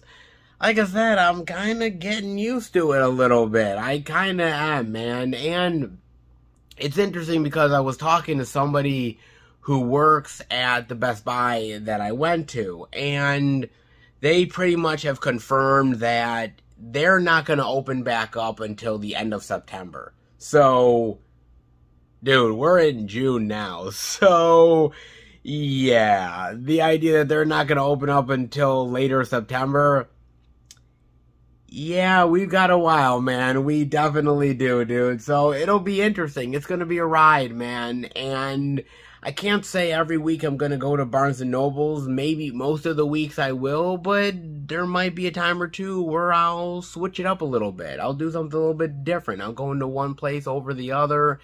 I may do a little bit of pawn shop love. I may go to a Goodwill, Dollar Tree. I don't know, man. I'll see where it's going to take me. This is kind of experimental and weird for me. And, you know, the channel has changed a lot over the years. Doing these videos, these out and abouts, has changed a lot as well. And, you know, I'm just going to go with the flow, man. I'm going to take it easy. I'm going to ride the wave. And wherever the wave takes me is where I'm going, man. Wherever the physical media love may lie is where I am going to go for it. And so we'll see what happens at the end of the day, man. But I'm just having a ball, enjoying the physical media, talking about movies, discussing the stuff with you. And if I get to show a lot of great physical media love at one place or another along the way, then so be it, man. I just love movies. I love physical media. I love talking about it. It doesn't matter where it is, whether it's The Beast, Wally World, Target, going to Barnes & Noble on occasion, going to a random thrift store, pawn place, unique physical media shop. It doesn't matter. Physical media is all the same, and it's all we're showing off regardless. So surprise, surprise, you never know what's going to happen with the out and abouts. I've always said that to you guys, and now that truly is a thing. It really honestly is, man. So we'll see where the adventures take me next. That's for damn sure, man. But hopefully you enjoyed the ride. Hopefully you picked up something good this week, because there definitely was a lot of stuff worth diving into. That is for a damn sure. Hopefully something, because there's a lot of variety out there for a lot of different type of movie lovers out there. So hopefully you found something good. If you did, definitely let me know. As far as I'm concerned, well, I got some goodies indeed. So I told you guys a couple of weeks back that, well, they didn't have any of the Steelbook Untouchables love at my Best Buy. So I did say it was coming to me sooner rather than later. And indeed, I am a man of my word, folks. Oh, I am indeed, because I had to pick up the Untouchables love. Oh, I did indeed. Yes, baby. Look at that. Woo! The Steely love, man. Oh, so goddamn good. And of course the back as well. Mr. Al Capone. Yeah, look at all the bullet holes, man. Oh, so cool. Goddamn, man. That is great. That is awesome. So happy to finally have this in the collection. I love this film, man. It is absolutely classic. The dialogue, the action, the characters. It is iconic in every way possible, and Brian De Palma does a damn good job showcasing the Prohibition era in a big bad way. Good versus evil, De Niro versus Costner. Not too shabby, not too shabby indeed, baby. And I just love this Steelbook, man. There's certain Steelbooks that really appeal to me that I really want, and this Steely just happened to be one of them. Oh, indeed it did, man. Not half bad at all. Oh, yeah. Look at that. Ah, oh, sweet. Very nice. Very nice indeed, man. A classic film, upgraded to 4K, that I can finally add to the collection. Never actually owned it before. Shocker of a lifetime, but that has finally been rectified in a big bad way. Not too shabby at all, man. Pretty sweet indeed. However, that's not the only Steelbook love worth showing off, baby. Oh, indeed it is, because going from Prohibition era to a little bit of action, adventure goodness, and da da da da dun da dun da dun dun dun da dun dun da. Oh, dun da dun da dun da dun da dun da da da. I'm sorry, I couldn't help myself, guys. And Raiders of the Lost Ark, Indiana Jones and the Raiders of the Lost Ark. Oh, baby, yes, I had to. I just had to buy this, man. Oh, I really did, dude. I love the Indiana Jones series. Well, I should say I enjoy the Indiana Jones trilogy. And this is one of the best of them, man. I mean, it introduced us to the wonders of good old Indiana, of how great it is to hold a whip, wear the hat, and become an adventurer, man. God damn, dude. Let's be real, man. When you were a kid and you watched this movie, you were influenced by Indiana Jones. You wanted to be an adventurer. You wanted to go into caves and explore, find lost gold and hidden treasures. Come on, you really did, man. Hell, I did. I'll freely admit it. And this is one great character, iconic moments, iconic dialogue, iconic romance. It's just everything encapsulated into one, and it really is a love letter to old school action adventure serials from back in the day, movies and TV shows that George Lucas grew up with, Steven Spielberg, and they took their love and they transformed it into this. And that is absolutely, truly phenomenal, man. And I really appreciate that so much, man. And it's a character and it's movies that have stood the test of time. They really have, and rightfully so, man. So iconic in so many ways. And I definitely wanted to pick up the Steelbook Love. Now, I actually do have, right? I have the DVD trilogy box set of the first 3 Indiana Jones movies, and I've had that thing for a really, really long time. And I've always meant to upgrade it at one point or another, and I haven't yet because all the box sets that are coming out now include Kingdom of the Crystal Skull. And as I've told you guys, yeah, I really hate that movie, and I don't want it in the collection. And so, for me, I don't want to have a box set and have a movie that I really hate in it. It just doesn't make any sense to me to own a movie that I really dislike. So, for the longest time, I've just sort of settled with the trilogy DVD box set, and I've been fine with it. And then when they started to announce these Steelbook editions, I knew this is my opportunity to upgrade. And I know they're going to be doing Steelbooks for the second film, the third film, and when they do come out, you bet your ass I'm going to be grabbing them. Oh, indeed, you bet your ass I will, man. Because I want to officially upgrade the trilogy box set, and I figured if I'm going to be doing it, might as well do it Steelbook style. Oh, indeed I should, baby. Oh, man. So I will be looking out for the next ones, and when they drop, they shall be mine. Oh, indeed I will, man. But so amazing, so fantastic. Look at this. Oh, loving it, loving it, loving it indeed. Hell, it actually even comes with, shockingly enough, it comes with a poster, too. A poster of the original art design, which is really cool as well. I was not expecting this, man. That's actually really sweet. A mini poster as well, plus the inside art, too. Not bad. Oh, such a great release for a really great character and a really great movie series, man. Absolutely amazing and awesome. And one down, 2 more to go, baby. And they would absolutely be mine. No doubt about it, baby. Indiana Jones upgrade love in the collection, that can never be a bad thing, especially when it's Steelbook love, that's for damn sure. And that ain't it, guys. Oh, you thought it was, didn't you? Come on, no. I have a package in the mail. A little bit of something that I have been waiting for just a little bit since I pre-ordered it from Arrow Video. Oh, yes, more Arrow Video love. That can never be a bad thing. Oh, it can never indeed, man. And this is not going to be the most popular release. Not everybody is going to pick it up. But for me, this is one that I definitely wanted. Some interesting Anthony Perkins lunacy love. Oh, yes, indeed, man. Now, actually, this movie was originally on a double feature disc from Scream Factory. I never picked that release up. Eventually, it ended up going out of print, and I didn't really like the movie that it was attached to, so I never really wanted to get it anyways. And I was always hoping eventually down the line, some company will release it individually.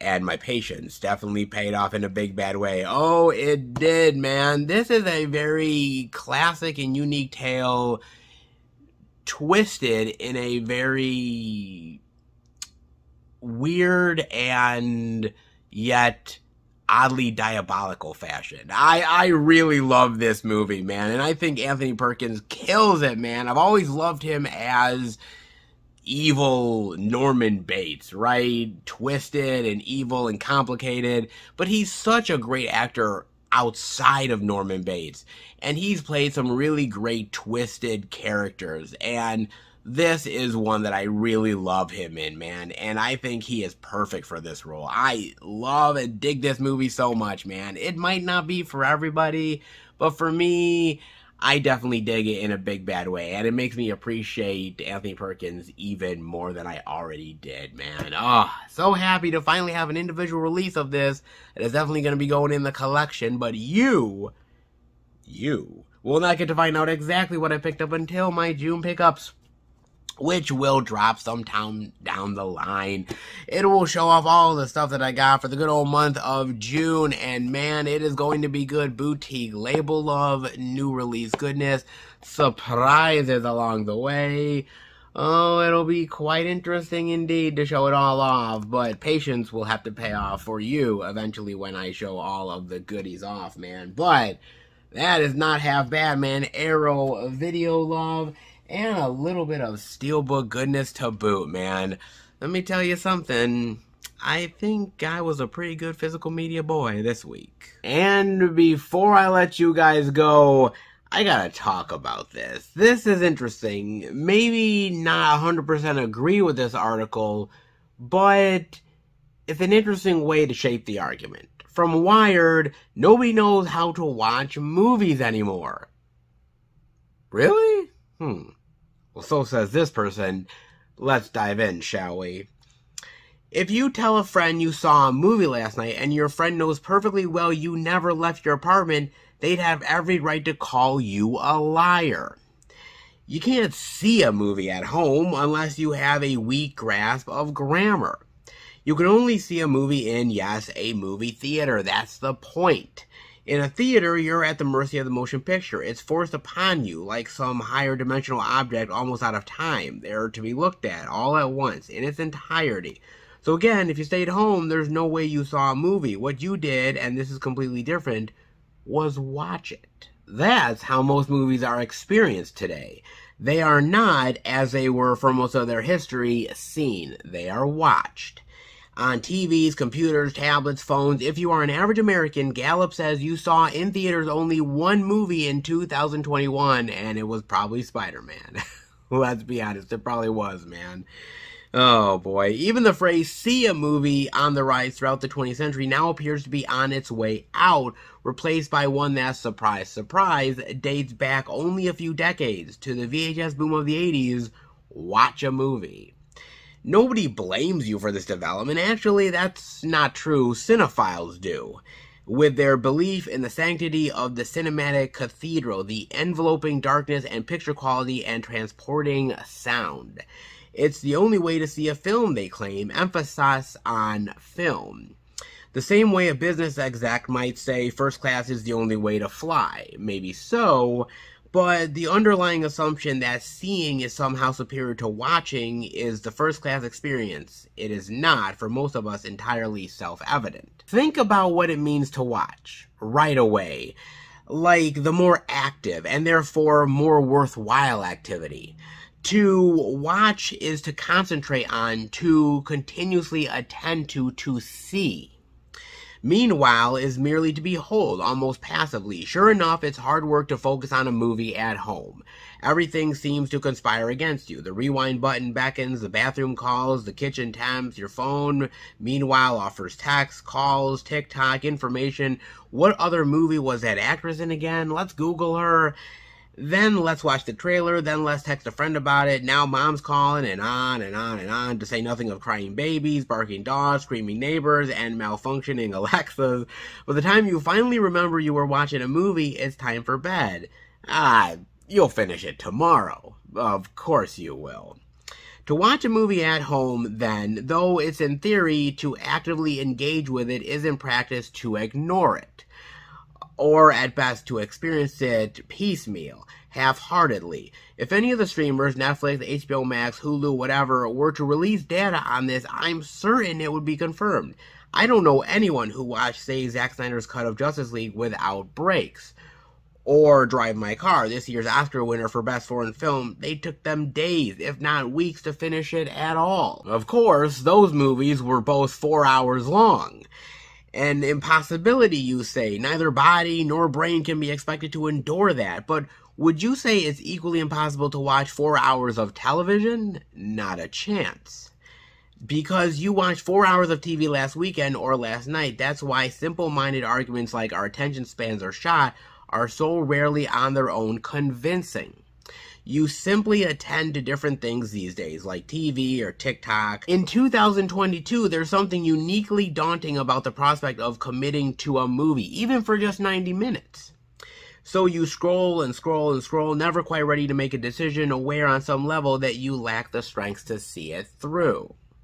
Maybe this doesn't bother you. Movies are a dying art form. TV is ascendant. I suspect, however, it does. The less you watch movies, the more you miss them. You miss the completeness of them, of a story fully told, something TV or TikTok almost never provides. A movie is designed, after all, to be watched all at once, its rhythms and pacing serving the arc of a single emotional journey. Well, not watched, movies are and have always been designed to be seen. And this is the source of the modern day dissonance. Carrying the word analysis a bit further, we only watch things that are in progress. You say of a TV show, for example, that you are watching it, but if you finish the series, you're more likely to say that you've seen it. Thus, I watched some of The Expanse, but I've seen Battlestar Galactica. To have seen something, in other words, is to have apprehended the whole of it. To have appreciated its entire shape. So perhaps the question must be asked again, is it possible you were in a way right in telling your friend you saw a movie at home? Can a theatrical mindset ever be brought to bear on a home viewing experience as something to be submitted to rather than focused on? Might it then be called movie seeing? If so, a change of scenery may be in order. The cinephile is right to say seeing is the only way to experience a movie in a real sense, to believe in it, but wrong to suggest a theater is the only place to do it. It's the best place, and probably always will be, but mostly because it maximizes your surrender to the movie object. Nobody's saying you can't do that at home. Of course you can. And this guy goes on to say some very interesting things. I'm trying my best. During the pandemic, I did everything in my power within the constraints of my salary and confines of my life to convince myself I could, grammatically, as well as actually see a movie in my living room. Within its tiny square footage, I wall-mounted a TV so big, 75 inches, complete with soundbar and subwoofer, that you can't drink alcohol in its presence without getting sick. I also installed a mid-century couch so springy and uncomfortable it's impossible to recline, let alone pass out on. The result: I am sober and wide awake, the necessary preconditions for movie seeing. Finally, I pre-gamed the main event by peeing, snacking, and putting my phone in the bedroom. Sometimes it works. Not every time. I didn't finish Drive My Car or The Batman in one go or even two. But anything by Cronenberg, say, whose filmography I'm partway through completing, I barely know I'm watching it. And this, it seems to me, counts as a success. Watching a movie when it becomes seeing a movie doesn't take effort, and that's what so many of us get wrong, because we assume it does. We think it's asking too much of ourselves, of our lives and busy schedules, to commit to a film, and so we forget the rewards of completion, of getting to an actual end. In truth, it requires no effort at all. Seeing is the easiest thing we do. All it takes is staring and contemplating and losing ourselves, letting go. What is it they say in movie theaters? Sit back, relax, and enjoy the show. It's a mouthful to talk about. Brings up some interesting points, but is he entirely truthful? Look, to be honest with you, right? The theatrical experience has been waiting for years and years and years. And there's a lot of people, and I know quite a few of them, who do not watch movies in a movie theater. They refuse to do it. And again, there are so many reasons why. Screaming kids, people on their cell phones, the high prices, paying the concessions. I mean, you name it, they just don't feel that it's worth it. So a lot of them, for the most part, wait until it hits on streaming or physical media in order to watch it. Now, no one's saying that's a wrong thing. Well, this guy kind of does. But the idea that changing the way you watch a movie is not necessarily a bad thing. The tradition is going to a movie theater, but we know nowadays that the world is changing. Our habits are changing, and the way we view entertainment has been changing along with it, right? I mean, to think about the idea that you have to get ready, go out, drive your car, use up gas, pay for a movie ticket. at the same time, you have no idea what experience you're in for. It could be a crowded movie theater where you're literally like shoulder to shoulder with somebody trying to enjoy the movie while trying to find some elbow room at the same time. There's that. Or on top of the fact that there could be some really loud teenage kids in there that really, even if it's a great movie, still ruins the experience to this day. So a lot of people say, what's the point of me spending the gas money and paying insane prices when I can just stay home in the comfort of my living room with a big TV, with great sound, great picture quality, and the ambiance that I enjoy and I like, and snacks that I don't have to pay an arm and a leg for either. So there are a lot of reasons to stay home, and there's a lot of reasons to watch a movie at the comfort of your own leisure. Some people find that great. Other people, like this guy, considers that sacrilege, all right? And I don't agree with this guy. I don't. But I found it fascinating, and I found the article fascinating because technically he's not wrong, all right? He's really not wrong at the end of the day, because a movie is an immersive experience. It's something to behold, it's something to treasure, and it's something to cherish. And in some ways, not everybody, but a lot of people have lost that sense. They really honestly have, man. Because look, when you're home, you can pause it whenever you please. You got to go to the bathroom. You got to make something, you know, a friend of yours is calling. Pause it. Come back to it. And in some ways, does that hinder the experience? Maybe, maybe not. I mean, I watch a lot of movies, guys. I watch a shit ton of movies every single week. And I can tell you that there are moments where I do pause it because I've got things going on. Oh my God, you know, my bladder tells me to go to someplace. You know, I mean, it happens. That doesn't take away from the movie experience to me. I'm still fully engaged, I'm still fully involved, and I can definitely still appreciate the movie even if I take a pause. But that's not everybody. Some people don't have that same way of focus that maybe I do or you do. And that is a shame because you lose the momentum of watching the movie, of getting immersed in the story and having to start all over again. And that can be a real difficulty. On top of that, look, technology is changing, right? I mean, the way we used to watch movies even 20 years ago are changing to this day. Now you can literally have an Apple Watch and watch a movie on your watch. You can watch movies on your cell phone, on your tablet. Little tiny screens that you can immerse yourself into a movie. Does that make the movie lesser because of it? That's based on opinion. Some people think that it is, other people don't. As long as you still really understand the true intentions of the filmmakers, then I don't think it can ever be a bad thing. I think a lot of filmmakers really ended up becoming very upset, and in some ways they were really at odds with technology because they saw things like cell phones and they saw things like, you know, these expensive technological watches and tablets, and they said to themselves, how can we make a movie that's fit for the big screen and have somebody appreciate our work if they're watching it on a smaller screen that doesn't have the same impact as watching it in a big movie theater? And in some ways, they're not entirely wrong. But at the same time, as a filmmaker, if your intentions are true, if you've set out to make a movie that makes people feel a certain way, then you should be able to watch it on any device that you choose and still get the same effect regardless. I know that isn't always easy to do, but that's what we're living in now. These are the technology times. And technology is advancing so fast that by the time you know it, one form of watching entertainment, technology-wise, is going to become obsolete within a year's time frame. It's going that fast, guys. So I don't believe that watching something on a TV at home dulls the experience. I don't believe that it lessens the overall journey. I don't believe that. But at the same time, is it as effective as being in a movie theater? When you are in a movie theater, and this article is right, you have to focus on the screen.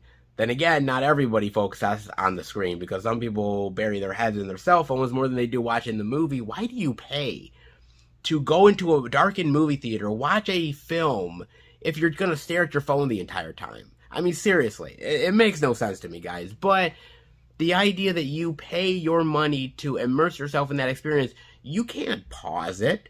You can't literally have a conversation with somebody on a cell phone, even though people do.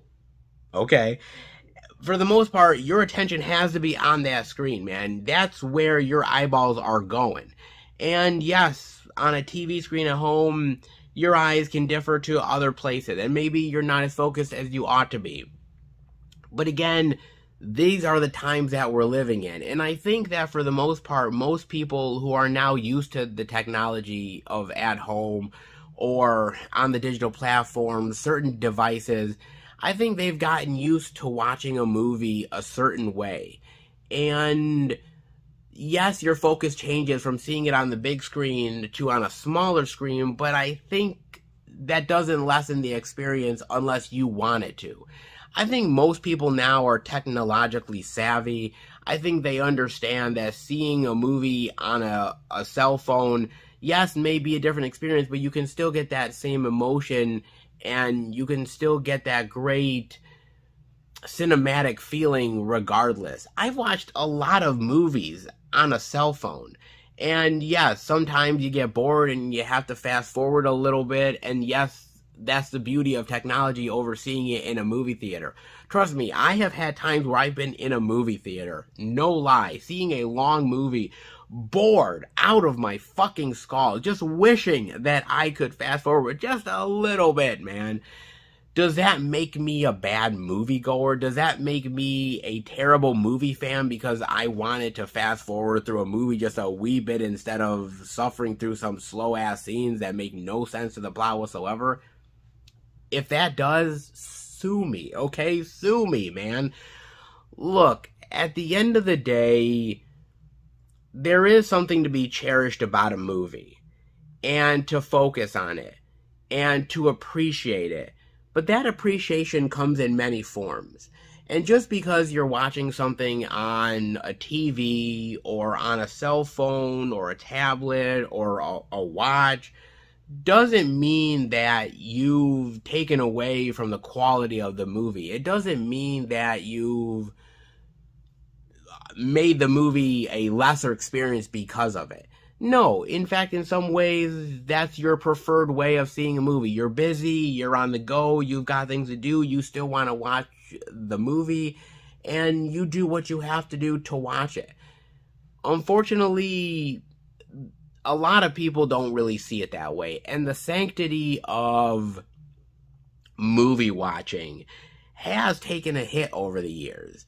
It's not as precious as it used to be, and not as many people go to the movie theater as we'd like them to, but that doesn't mean that they're lessening themselves. It doesn't mean that they're killing the experience. They're just changing it up a bit. Look, people said, when VHS came out, people said, oh my god, this is the end of movie theaters, it's the end of cinema watching, oh my god, you can pause it, and you can rewind it, and you can go back, oh, this is terrible. And what happened? Nothing happened, man. The cinematic journey still continues. In fact, if anything, VHS made the cinematic experience even more worthwhile for people who could watch it at home in the leisure of the comfort of their living room among friends and family, and enjoy it even further, dive into it even more. That was a good thing.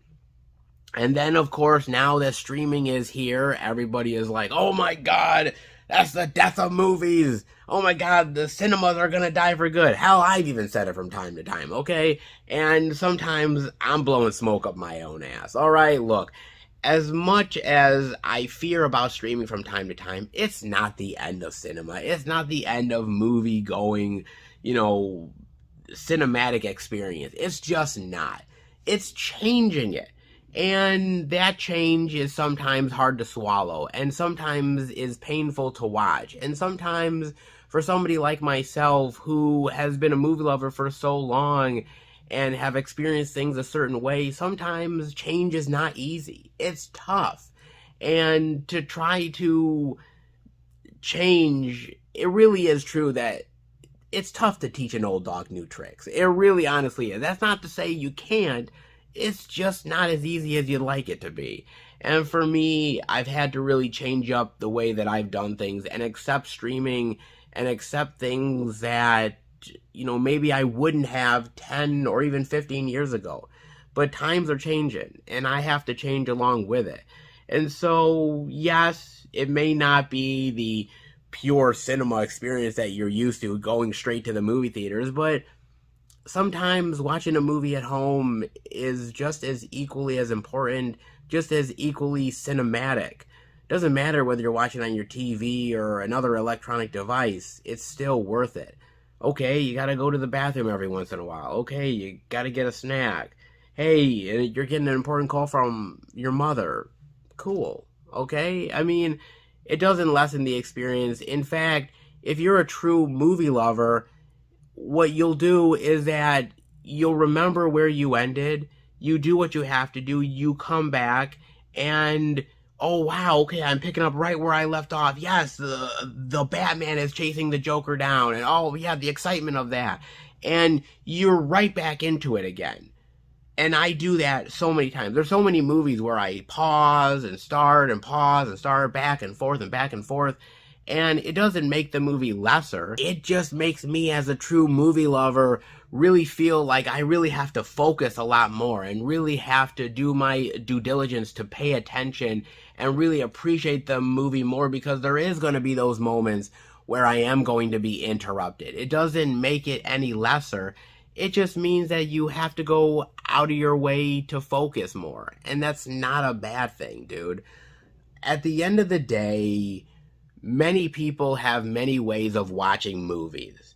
And technology has changed those ways. And we can either embrace it, or we can just sit back and be an old curmudgeon and a boomer and just, no, I don't want that. I don't want to be that. I know you don't want to be that, guys. At the end of the day, I love various ways of watching movies, and I've changed it over the years. From VHS to DVDs to Blu-rays to 4Ks to streaming, being in movie theaters. I'm embracing everything because I feel like, as a movie lover, as somebody who loves, you know, the entertainment experience, you really have to embrace it all at the end of the day. Take it all in, because at that point, when you do, you really have experienced the full entertainment value. You're getting the best bang for your buck. Just squaring it down to one thing never really made much sense to me. If you are a well-rounded lover of movies and TV, you want the full experience. And nowadays with technology, you get more of it than ever before. Why not take advantage of it? Definitely let me know what you think about this, guys. I appreciate the sanctity of keeping the experience alive, movie theaters, and actually, you know, watching and seeing a film. But you can do it in many ways. It's not just movie theaters anymore. There's a vast variety, wide array of it. Why not? And I truly mean this. Why not take advantage of it? What do you guys think? Definitely let me know indeed about it. I'm dying to hear your thoughts. But I hope you enjoyed the video. If you did, definitely give it a thumbs up. If you're new to the channel, welcome. Check out the other Blu-ray and DVD out and about videos that I do. Movie reviews, movie hunting like Dollar Tree hunts, Blu-ray pickup videos, live streams, and so much more. Older content and newer stuff that is coming your way very, very soon. Keep up to date with everything through Instagram, Twitter, and Facebook. FilmFan108. Keep up to date with everything I'm doing, plus special pictures and videos I do from time to time on social media as well. Also, hit the notification bell so you'll be notified every single time that I make a video. And I do want to say a really great, wonderful thanks to my subscribers. You guys are amazing and awesome. Great feedback, great comments, liking the videos, watching them. Trust me, they're like movies at times. So you really do go out of your way to pay attention. And I don't care if you take a bathroom break or if you got to talk to somebody or pause it and come back to it another day. As long as you do it, it makes me feel special. Indeed it does, man. So if you like how I talk about movies and physical media, definitely hit subscribe. And if you would like to send the channel any movie-related goodness, physical media, care packages, posters, you name it, you can do it. The P.O. Box is in the description below. It is not expected, but it's definitely appreciated. And you guys have gone out of your way to say, hey, by the way, Seth, we'd like to send you some really great stuff. Where do we send it? Well, the P.O. Box is the place to be. I've gotten some amazing stuff for you guys. Absolutely phenomenal. It's blown my mind. And I can't wait to see where the P.O. Box adventures take me next. I cannot wait. So if you are interested, definitely send stuff to the channel. But I suppose that's it for another out and about experience, man. Another week gone and more physical media love to check out. But I will see you back next week for a brand new out and about video. Take care, everybody. And remember, happy hunting.